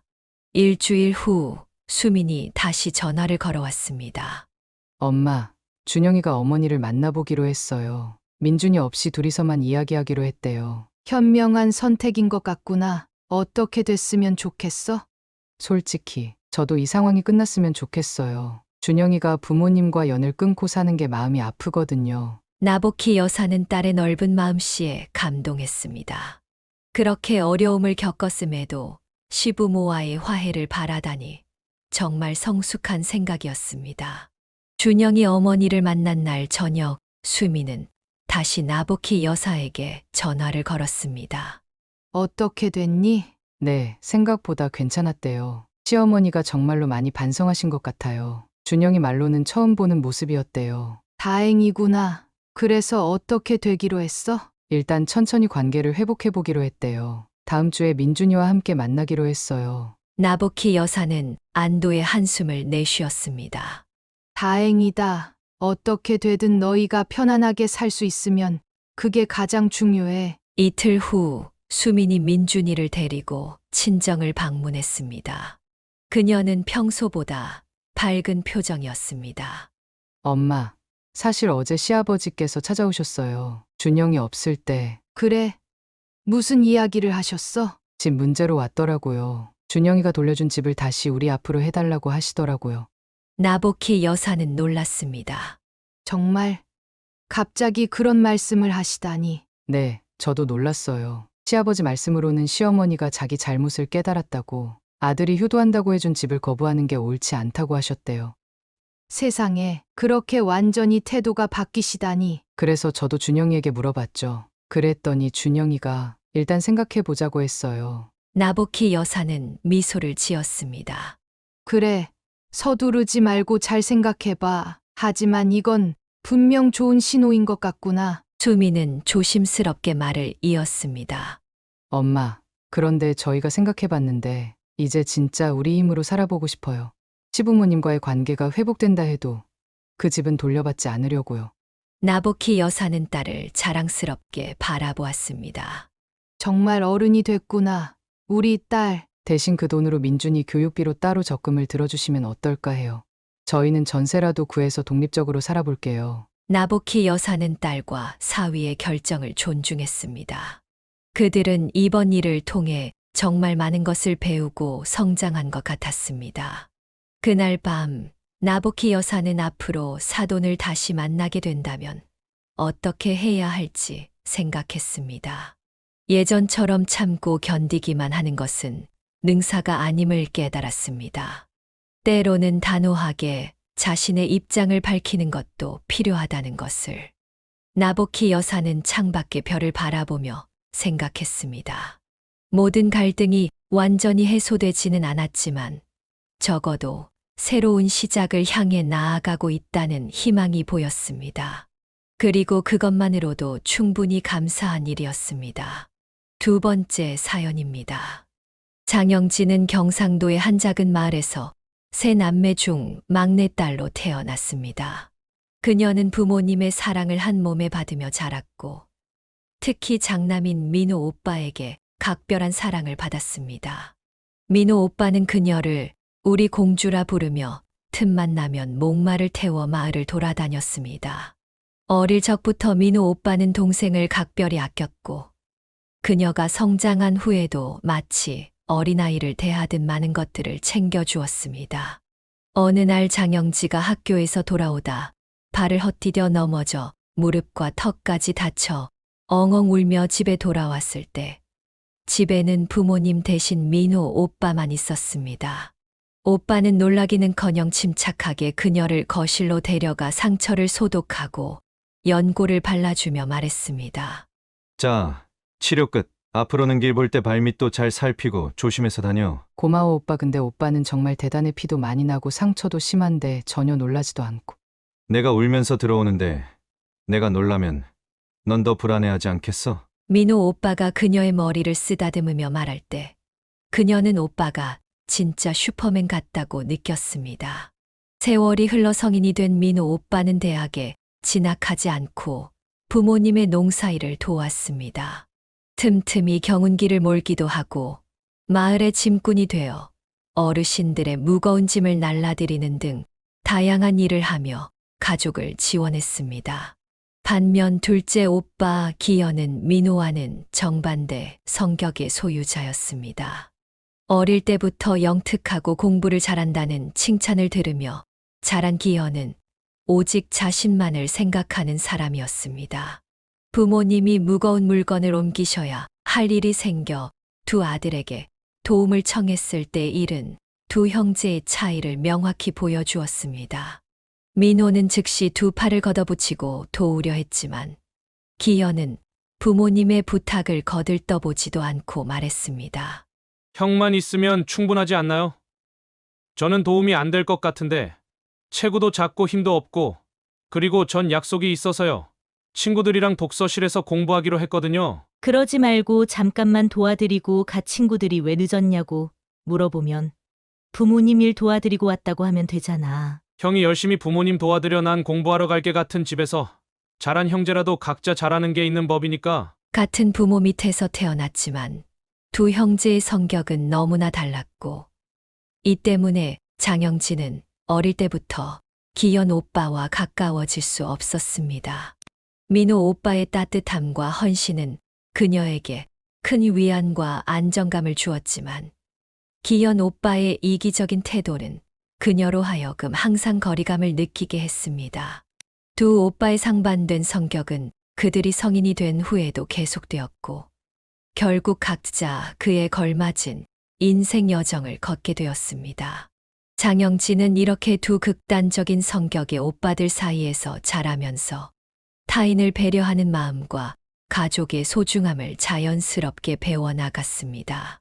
그리고 이러한 가치관은 후에 그녀가 인생의 큰 시련을 맞이했을 때 중요한 버팀목이 되었습니다. 세월이 흘러 장영지의 두 오빠는 각자의 짝을 만나 결혼했습니다. 민호 오빠는 그의 성격과 어울리게 다정하고 따뜻한 마음씨를 가진 성미라는 여성과 가정을 이루었습니다. 성미 언니는 민호 오빠만큼이나 온화하고 배려심 넘치는 사람이었습니다.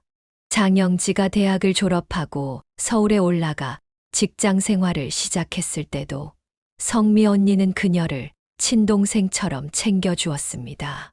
명절이나 부모님 생신 때 고향을 방문할 때마다 성미 언니는 그녀에게 용돈을 건네며 챙겨주었고 장영지가 거절해도 소용없었습니다. 언니, 제가 이제 회사 다니면서 돈 벌고 있어요. 용돈 받을 나이도 지났어요. 성미 언니는 그런 그녀의 말을 무시하고 봉투를 그녀의 손에 쥐어주며 말했습니다. 이제 막 사회생활 시작해서 돈 쓸 일도 많을 텐데 화장품도 사고 옷도 사고 맛있는 것도 실컷 먹어. 성미 언니는 친딸인 장영지보다 더 부모님을 잘 모셨습니다. 하루에 2번씩 전화를 드리고 특별한 날이 아닐 때도 선물을 보내는 그녀의 정성에 부모님은 성미를 친딸처럼 아끼셨습니다. 반대로 기현 오빠의 아내 지연 언니는 기현 오빠처럼 무뚝뚝하고 냉정한 사람이었습니다.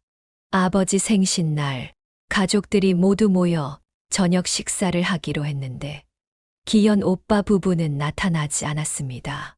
장영지가 지연 언니에게 전화를 걸자 그녀는 아버지 생신을 잊었다며 변명했습니다.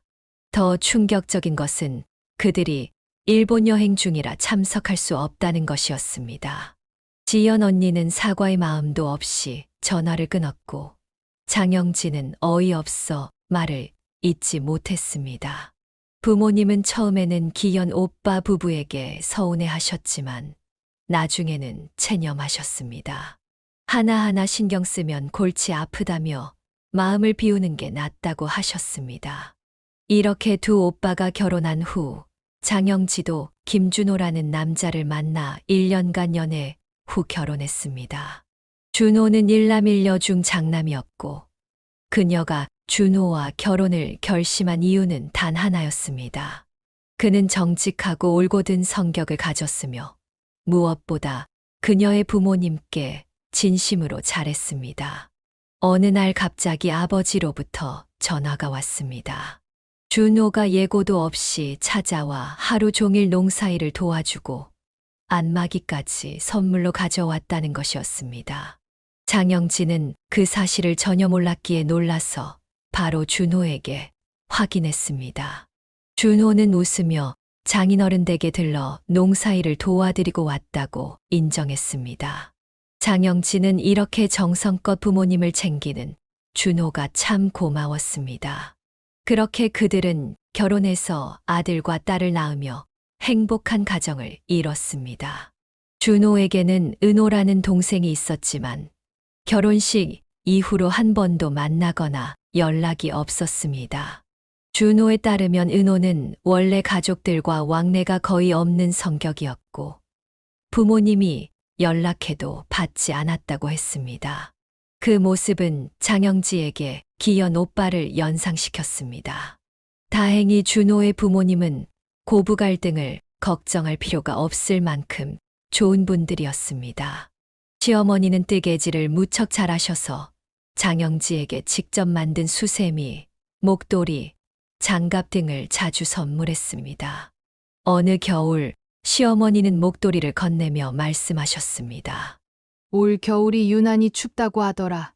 이건 내가 직접 든 거니까 좀 거칠더라도 꼭 하고 다니렴. 장갑이랑 모자도 꼭 쓰고. 장영진은 시어머니의 손재주가 부러워 배우고 싶다고 말했고 시어머니는 언제든 가르쳐 주겠다고 약속했습니다.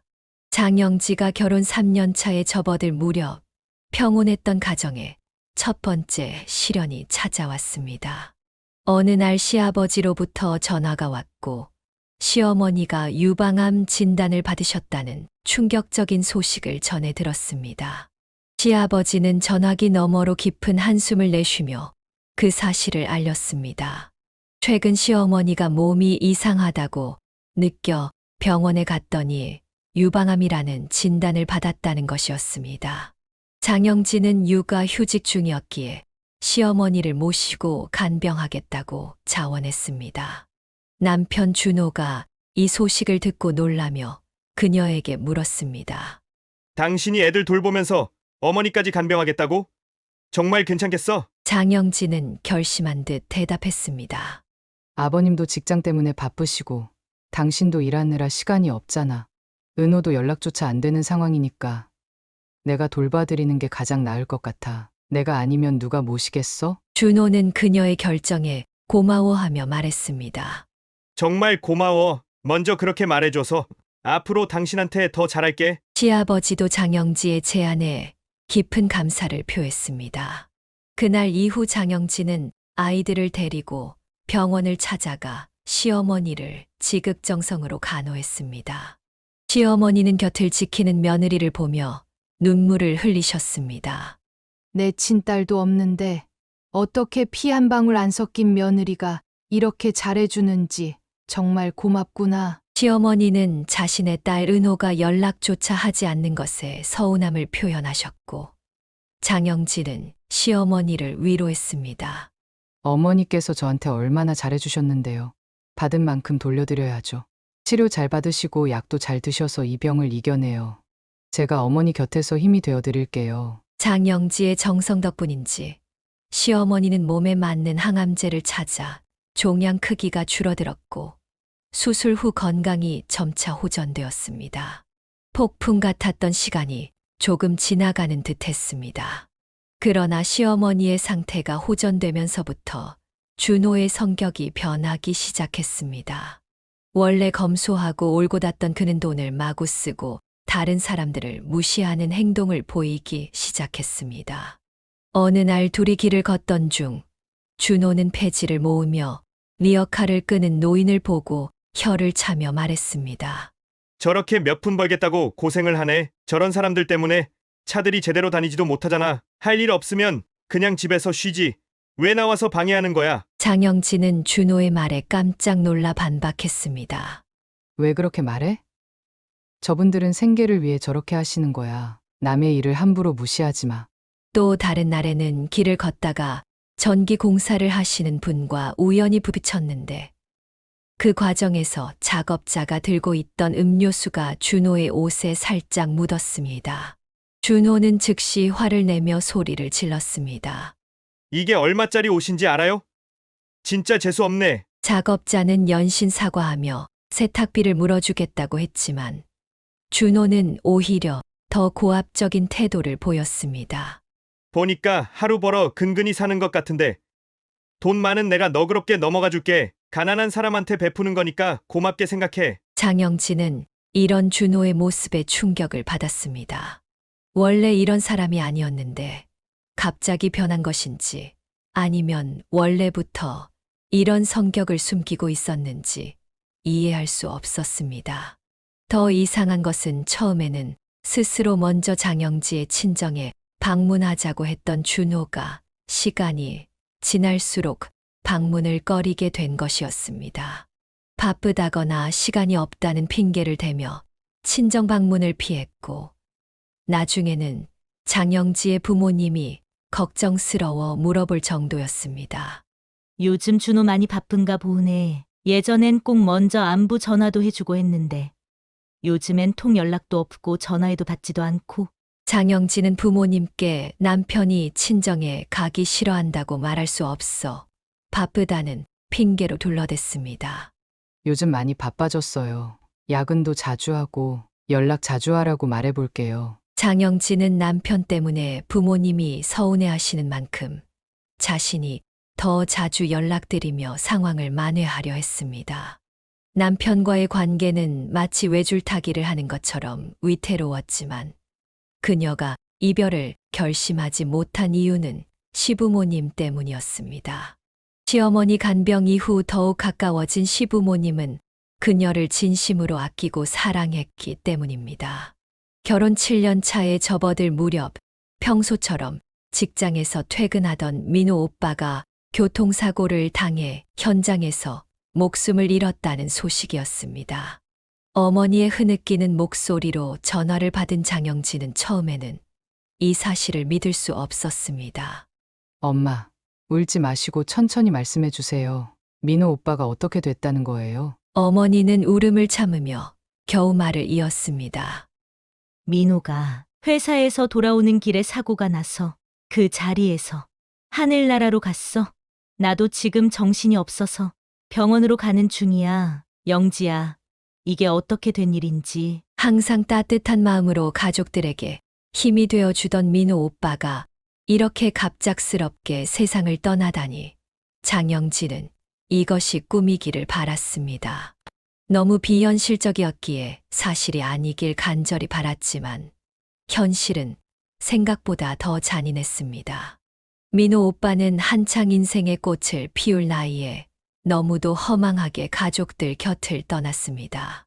장례식장에서 어머니는 계속해서 정신을 잃었다 돌아오기를 반복했고 부모님은 3일 내내 목 놓아 울기만 하셨습니다. 전혀 준비되지 않은 이별은 모든 가족의 가슴에 큰 상처를 남겼습니다. 준호는 장영지 곁에서 아이들을 돌보며 묵묵히 자리를 지켜주었습니다. 가족 묘가 있는 선산에 민호 오빠를 안장하는 날, 어머니는 흙을 천천히 덮으며 눈물을 흘리셨습니다. 민우야, 가족들 걱정하지 말고 저 하늘에서 편히 쉬어라. 엄마도 남은 생을 살다가 언젠가 너한테 갈 테니 그때 만나자. 엄마가 가면 반갑게 맞아주렴. 그때 만나면 손 꼭 잡고 절대 놓지 말자. 내 눈에 넣어도 안 아플 내 아들. 잘 가거라. 민호 오빠는 그렇게 장영지를 아끼고 사랑했던 사람들을 위로하고 하늘의 별이 되었습니다. 장례를 마치고 집으로 돌아온 날, 시아버지가 장영지에게 전화를 걸어왔습니다. 그는 진심 어린 위로의 말을 건넸습니다. 영지야, 오늘 장례 끝나고 돌아왔겠구나. 어떤 말을 해도 위로가 될 것 같지 않아서 전화하기가 망설여졌다. 장영지는 시아버지의 배려에 감사했습니다. 아니에요, 아버님. 이렇게 먼저 전화해 주신 것만으로도 큰 위로가 돼요.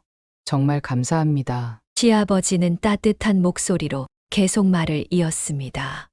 힘들더라도 끼니는 꼭 챙겨 먹고 울기만 하지 말아라. 많이 힘들면 우리 집에 와서 울어도 된다. 마음이 진정될 때까지 내가 꼭 안아줄 테니까. 장영지는 시아버지의 말씀에 위로를 받으면서도 복잡한 감정이 교차했습니다.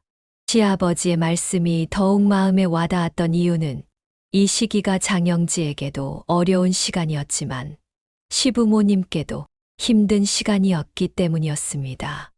유방암 치료 후 꾸준히 관리 중이던 시어머니는 민호 오빠가 세상을 떠나기 얼마 전 유방암 재발 판정을 받으셨습니다.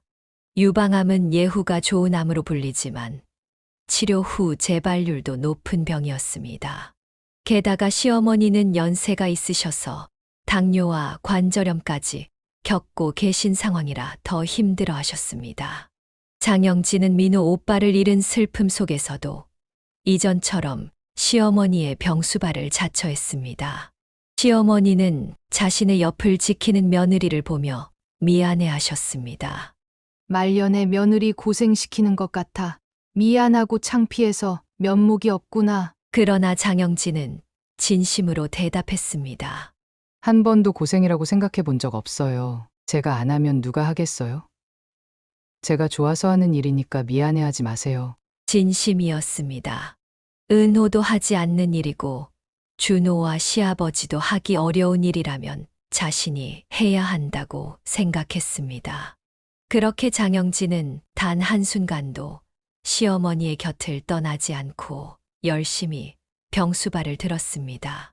장영지의 삶은 민호 오빠의 갑작스러운 죽음과 시어머니의 병환으로 큰 시련을 맞이했지만 그녀는 자신의 슬픔보다 가족들을 돌보는 일에 더 집중했습니다. 이런 그녀의 헌신적인 모습은 주변 사람들에게 깊은 감동을 주었고 특히 시부모님은 친딸보다 더 소중한 존재로 그녀를 여기게 되었습니다. 민호 오빠가 세상을 떠나기 얼마 전 장영지의 어머니는 유방암 재발 판정을 받으셨습니다. 장영지는 오빠를 잃은 깊은 슬픔 속에서도 어머니의 병수발을 자청했습니다. 그녀는 자신이 아니면 누구도 이 일을 하지 않을 것이라 생각했습니다.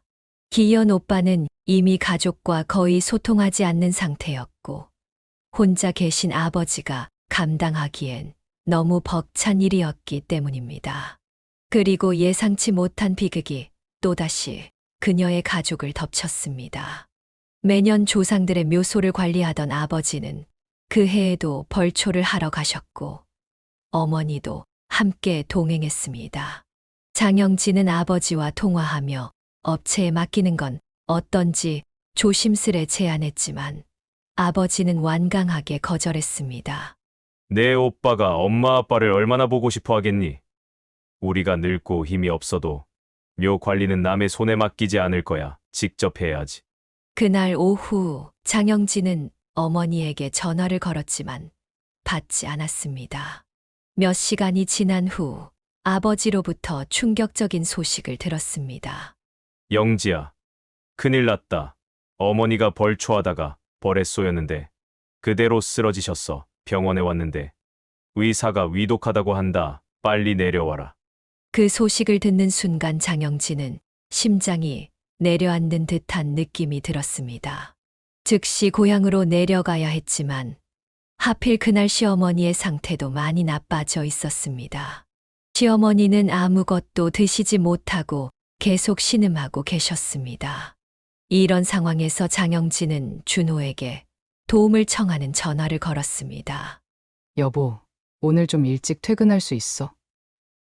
엄마가 벌초하다가 벌에 쏘여서 쓰러지셨대.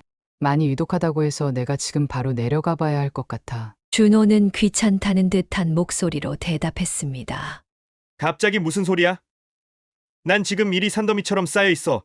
장모님 옆에 장인어른이 계시잖아. 문제 없지 않아? 장영진은 믿을 수 없다는 듯 반문했습니다. 엄마가 위독하시다고 하는데, 그리고 시어머니도 오늘 많이 안 좋으셔서 내가 옆에 좀 있어줬으면 하는데, 그게 그렇게 어려워? 장영진은 준호의 냉정한 태도에 분노하며 전화를 끊고 서둘러 시아버지에게 연락해 상황을 설명했습니다. 시아버지는 즉시 고향으로 가보라고 말씀하셨고 그녀는 급히 기차표를 예매해 내려갔습니다. 병원에 도착했을 때 어머니는 이미 혼수 상태에 빠져 중환자실에 입원해 계셨습니다. 아버지는 그녀를 보자마자 어린아이처럼 울음을 터뜨렸습니다. 영지야, 어머니가 이러다 정말 세상을 떠나면 어떡하냐? 어떡하면 좋니? 장영진은 아버지를 위로하며 기현 오빠에게도 연락했지만 오빠 부부는 전화도 문자도 받지 않았습니다. 저녁이 되어서야 겨우 답장을 받았는데 그들은 놀랍게도 어머니가 위독한 상황인데도 주말쯤 가겠다는 답변을 보내왔습니다. 사흘 뒤 장영지와 기현이 병원에서 만났을 때 두 사람은 격렬하게 다투었습니다. 장영진은 오빠의 무책임한 태도를 비난했고 기현은 회사 일을 핑계로 변명했습니다. 두 사람의 언쟁이 심해지자 아버지는 병원에서 그렇게 큰 소리로 다투지 말라며 모두 집에 가라고 하셨습니다. 장영진은 기현 오빠 부부의 뻔뻔한 태도에도 화가 났지만 더욱 화가 난 것은 준호였습니다. 그는 그날 이후 그녀에게 어떤 연락도 하지 않았습니다. 괜찮냐는 문자나 전화 한 통 없었고 오히려 시아버지가 더 자주 전화를 걸어 안부를 물어주셨습니다. 애미야, 사부인께선 괜찮으신가? 내가 내려가 볼까? 아니에요, 아버님. 어머니도 몸이 안 좋으신데 무슨 일 생기면 제가 먼저 연락드릴게요. 전화해 주셔서 감사해요. 이처럼 어려운 시간 속에서도 장영진은 시어머니와 친어머니 사이에서 최선을 다해 두 분을 모시려 노력했습니다. 장영지의 어머니는 벌에 쏘여 쓰러지신 지 5일 만에 결국 세상을 떠나셨습니다. 의사가 사망 선고를 하고 흰 천을 덮는 순간 그녀는 현실을 부정하며 그 천을 붙잡고 절규했습니다. 장영지의 세상이 완전히 무너져 내리는 순간이었습니다. 믿고 싶지 않은 현실 앞에서 그녀는 계속해서 목 놓아 울기만 했습니다. 아버지는 그런 장영지를 안아주며 위로했습니다. 영지야, 울지 마라. 엄마는 분명히 좋은 곳으로 갔을 거다. 그냥 조금 더 먼저 하늘나라로 간 것뿐이니까 너무 슬퍼하지 말자. 그 말을 듣고 장영진은 아버지를 꼭 안고 더 많은 눈물을 흘렸습니다. 그렇게 밀려오는 슬픔을 겨우 억누르며 장례를 치르는 과정에서 더 큰 실망과 분노를 겪게 되었습니다. 늦은 밤이 되어서야 기현 오빠와 지연 언니가 장례식장에 나타났습니다. 더 충격적인 것은 지연 언니가 검은 정장은 입었지만 장례식에 어울리지 않는 풀 메이크업에 하이힐을 신고 등장한 것이었습니다. 오빠가 사람이야? 내가 엄마 위독하다고 했잖아. 너희는 정말 짐승보다도 못한 사람들이야. 기현은 마치 연기하듯 슬픈 표정을 지으며 대응했습니다. 나도 마음이 아파봐. 눈이 다 부었잖아. 누가 이렇게 일찍 돌아가실 줄 알았겠어? 준호의 행동 역시 장영지를 분노하게 했습니다. 그는 어머니가 돌아가시자마자 연락했는데도 늦게 도착했고 그마저도 시아버지의 따뜻한 대접을 받았습니다. 우리 사위 왔구나. 오느라 고생 많았네. 장영진은 준호를 향해 쌓아두었던 분노를 터뜨렸습니다. 이제야 얼굴을 비추네. 우리 엄마 위독하다고 그렇게 말해도 듣지도 않고 연락 한 통 없더니 이제 와서 걱정하는 척이야? 더 놀라운 일은 장례식이 진행되는 동안 벌어졌습니다. 준호는 상주 완장을 차고 있으면서도 피곤한지 담배를 피우러 나갔다가 나중에는 식당에서 조문객들과 고스톱을 치며 웃고 떠들었습니다. 기현 오빠와 지연 언니도 처음에는 조문객들과 인사를 하는 척 하다가 나중에는 둘이 몰래 빠져나가 근처 카페에서 시간을 보냈습니다. 그들이 다시 장례식장으로 돌아왔을 때 장영진은 참았던 분노를 폭발시켰습니다. 그 목구멍으로 커피가 어떻게 넘어가? 민우 오빠였으면 이렇게 했을까? 하늘에 계신 민우 오빠가 너희 꼴을 보면 얼마나 슬퍼하겠어. 결국 기현 오빠 부부는 상주복을 벗고 장례식장을 나가버렸고 준호에게도 장영진은 분노를 표출했습니다. 이런 모습 보는 게 더 힘드니까 그냥 서울로 올라가. 취했으면 들어가서 자. 이런 혼란 속에서 늦은 밤 장례식장으로 시부모님이 찾아오셨습니다. 서울에서 지방까지 택시를 타고 오신 두 분을 보고 장영진은 놀라서 달려갔습니다. 아버님, 어머님, 이 늦은 시간에 여기까지 어떻게 오셨어요? 시아버지는 담담하게 대답하셨습니다. 택시 타고 왔다. 사돈이 돌아가셨다는데 우리가 가만히 있을 수는 없잖니. 시어머니는 빈소 안으로 들어가 장영지의 어머니 영정 앞에서 눈물을 쏟으셨습니다. 시어머니의 진심 어린 슬픔에 장영지도 다시 눈물이 흘렀습니다. 시아버지도 아버지를 안으며 함께 슬퍼하셨습니다.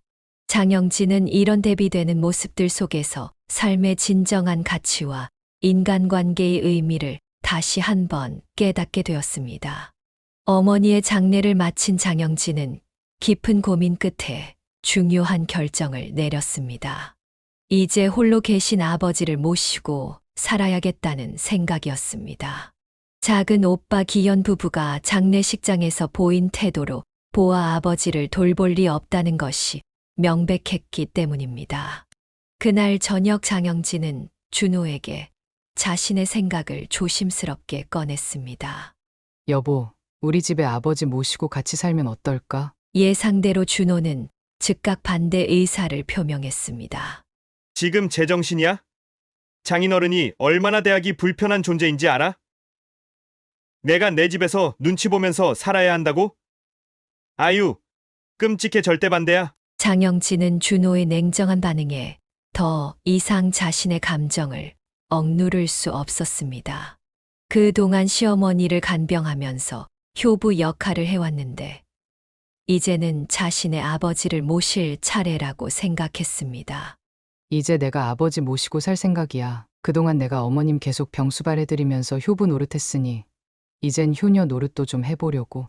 근데 내가 절대 싫다고 하고 반대한다면 나도 너랑 더 이상 같이 못 살 것 같아. 그래서 이혼하자. 준호는 장영지의 말을 듣고 오히려 안도하는 듯한 표정을 지었습니다. 그래, 바라던 바야. 나도 이렇게 사는 게 지겨웠어. 잘 됐네. 재산 분할 같은 건 걱정하지 마. 내가 깔끔하게 정리해 줄 테니까. 준호의 반응은 마치 오래전부터 이혼을 기다려왔다는 듯 했습니다. 이런 반응에 장영진은 오히려 담담해졌습니다. 구차하게 관계를 끌지 않고 깔끔하게 마무리하는 것이 서로에게 좋을 것 같았습니다. 장영진은 이혼 결정을 아버지와 시부모님께 각각 알려드렸습니다. 아버지는 아무 말씀도 하지 않으셨지만 시부모님은 눈물을 흘리시며 미안해하셨습니다. 그래. 내 의견을 존중한다.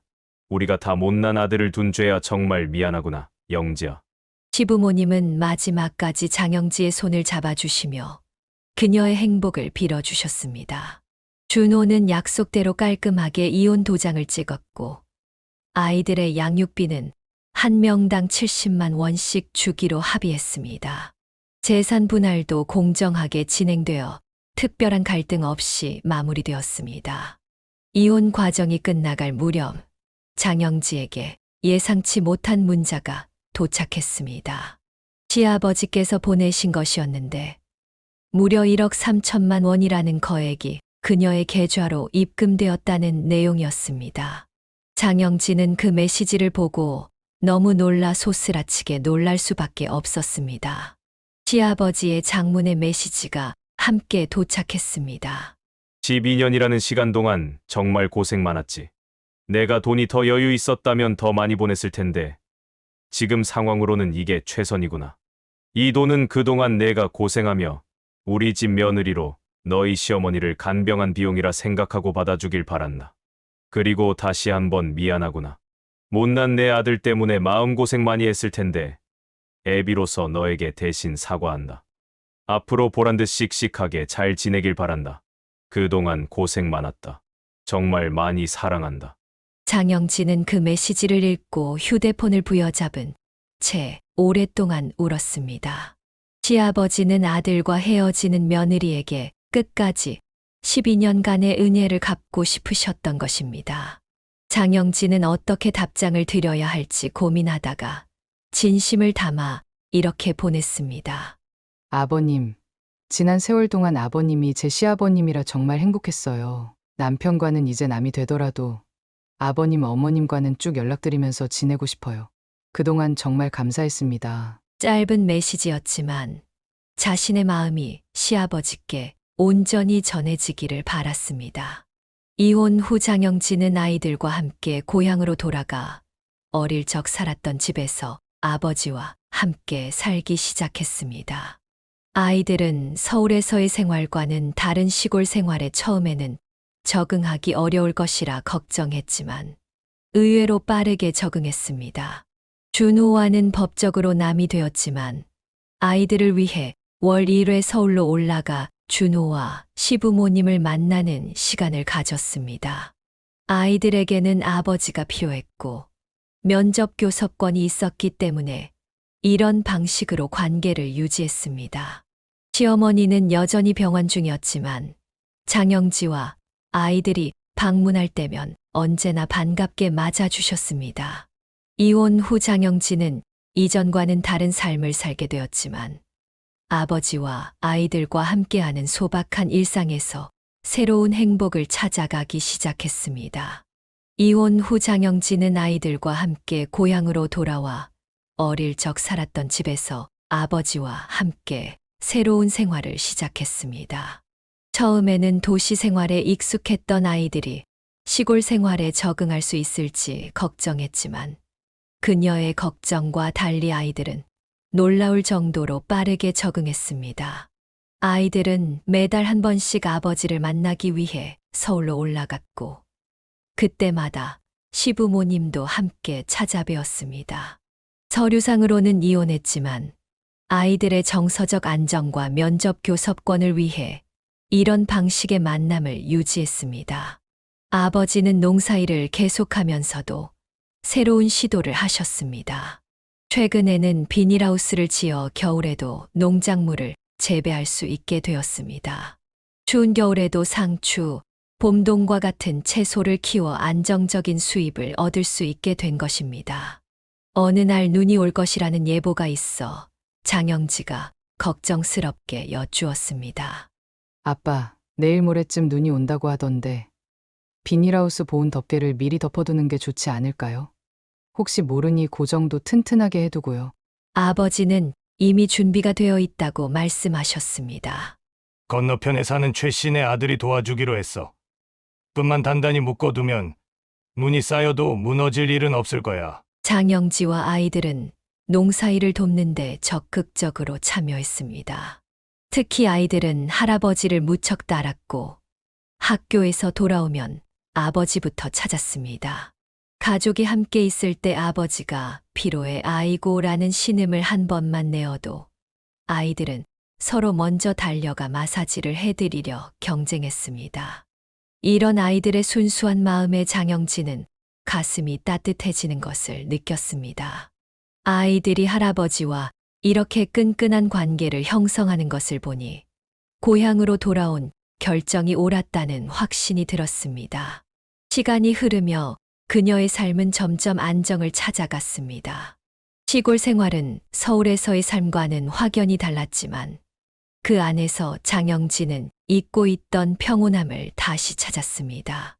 아침에 일어나 신선한 공기를 마시며 텃밭을 가꾸고 아이들과 함께 간단한 농사일을 돕고 저녁에는 가족이 둘러앉아 따뜻한 식사를 나누는 일상이 그녀에게 특별한 행복을 가져다 주었습니다.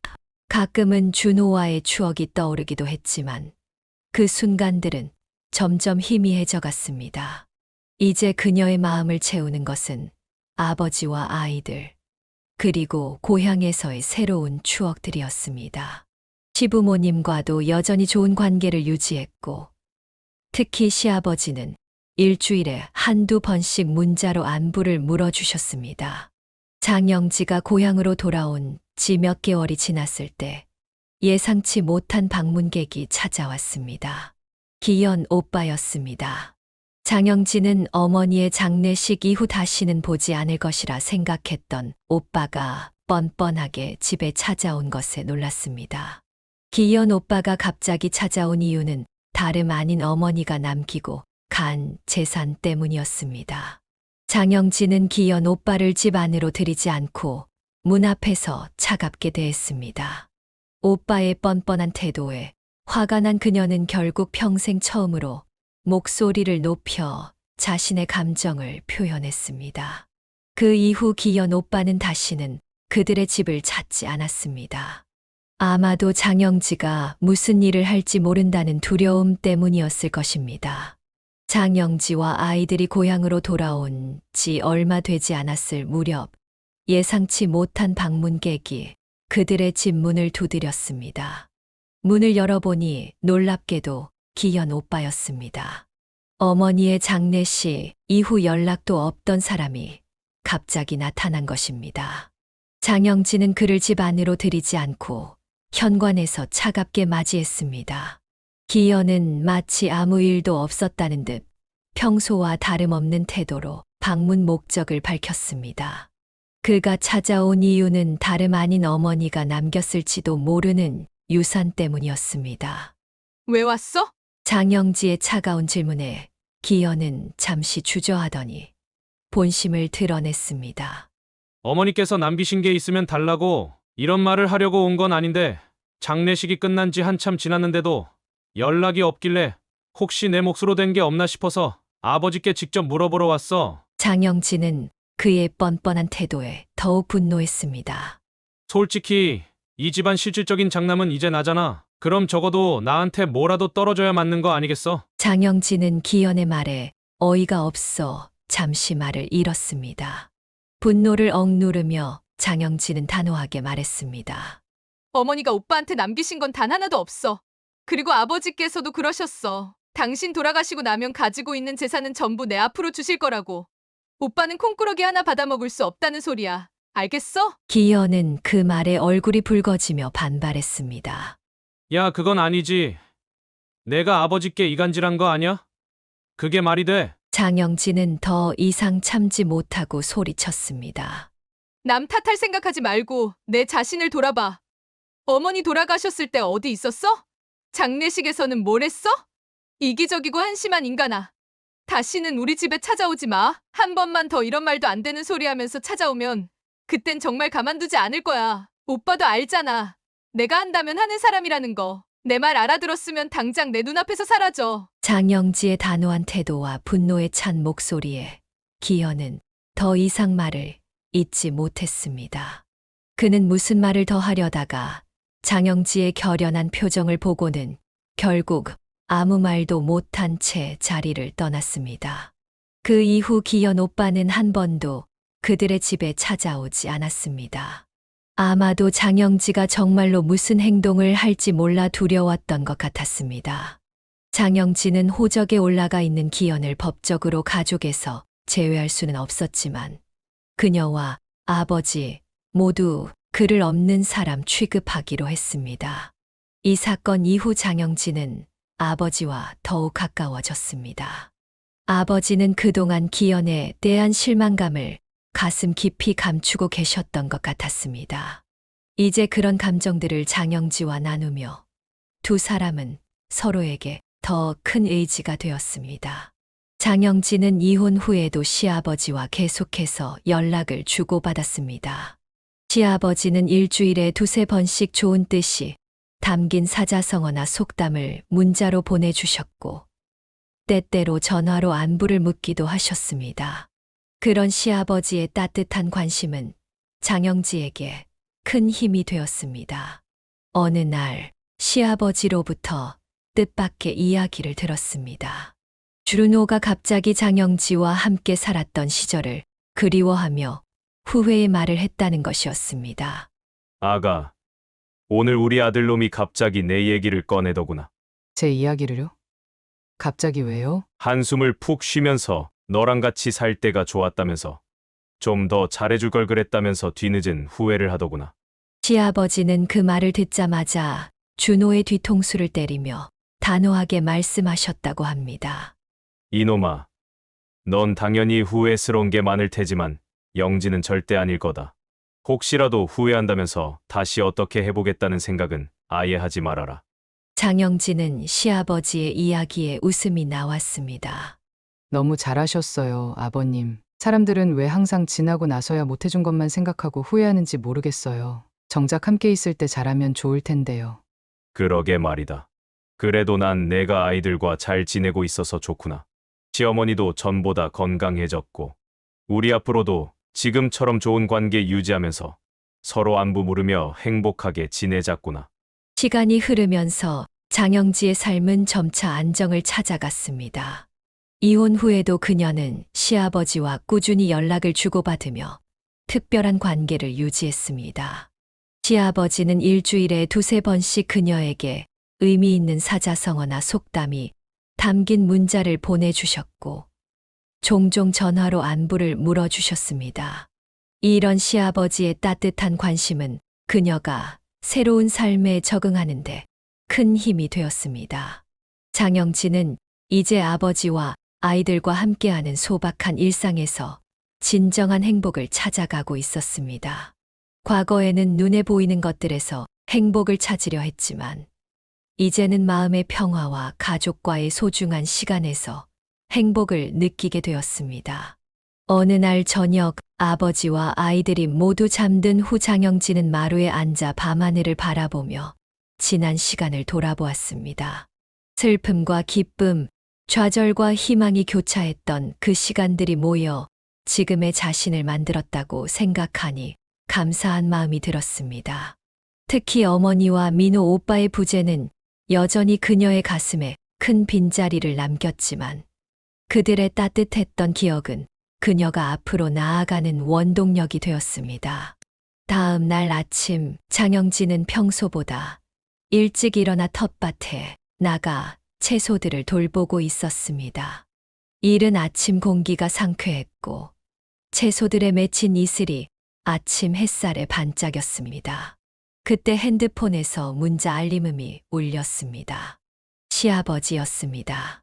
장영진은 미소를 지으며 답장을 보냈습니다. 시아버지의 문자는 언제나 그녀에게 작은 기쁨과 위안을 주었습니다. 그리고 얼마 후 시아버지에게서 전화가 왔습니다. 준호가 최근에 장영지에 대해 이야기했다는 것이었습니다. 시아버지는 준호가 장영지와 함께 살던 때를 그리워하며 후회의 말을 했다고 전했습니다. 하지만 시아버지는 단호하게 준호에게 쐐기를 박았다고 합니다. 너는 당연히 후회할 만한 일이 많겠지만 영지는 절대 그렇지 않을 거다. 후회한다면서 다시 어떻게 해보겠다는 생각은 절대로 하지 마라. 장영진은 시아버지의 말씀에 감사했습니다. 사람들은 왜 항상 지나고 나서야 못해준 것들을 생각하고 후회하는지, 정작 함께 있을 때 잘하면 좋을 텐데 그러지 못하는 것이 아쉬웠습니다. 봄이 오고 여름이 지나 가을이 깊어갈 무렵 장영진은 아버지의 비닐하우스 농사를 돕는 한편 마을의 작은 공방에서 일을 시작했습니다. 그녀는 시어머니에게서 배운 뜨개질 솜씨를 살려 손뜨개 소품들을 만들어 팔았고 점차 그녀만의 작은 브랜드를 만들어가고 있었습니다. 아이들도 학교에 잘 적응하여 새 친구들을 사귀었고 할아버지와 함께하는 시간을 무척 즐거워했습니다. 밤이면 장영진은 아이들과 아버지에게 책을 읽어주는 시간을 가졌습니다. 어머니가 그랬던 것처럼 그녀도 가족에게 따뜻한 이야기를 들려주며 하루를 마무리했습니다. 그리고 잠들기 전 그녀는 항상 민호 오빠와 어머니를 생각하며 조용히 감사의 기도를 드렸습니다. 어쩌면 남들이 이해하지 못할 수도 있는 그녀의 선택이었지만 장영진은 자신이 받은 것보다 더 큰 사랑을 나누며 살고 있었습니다. 시부모님이 그녀와 아이들을 진심으로 아껴주셨듯이 그녀도 그 마음을 기억하고 감사히 여겼습니다. 특히 어머니를 오랫동안 간병했던 시간들이 그녀에게는 소중한 추억이 되었습니다. 이제 장영진은 이혼과는 별개로 마음으로 서로를 응원하고 행복을 기원하는 관계를 시부모님과 유지하고 있었습니다. 그리고 아버지와 아이들과 함께하는 지금의 삶에서 진정한 행복을 찾아가고 있었습니다. 사연을 듣고 댓글을 남겨주시기 바랍니다. 사소한 의견일지라도 사연자분에게는 큰 힘이 됩니다. 노골적인 악성 댓글은 사연자분에게 상처가 될 수 있으니 삼가주시기 바랍니다.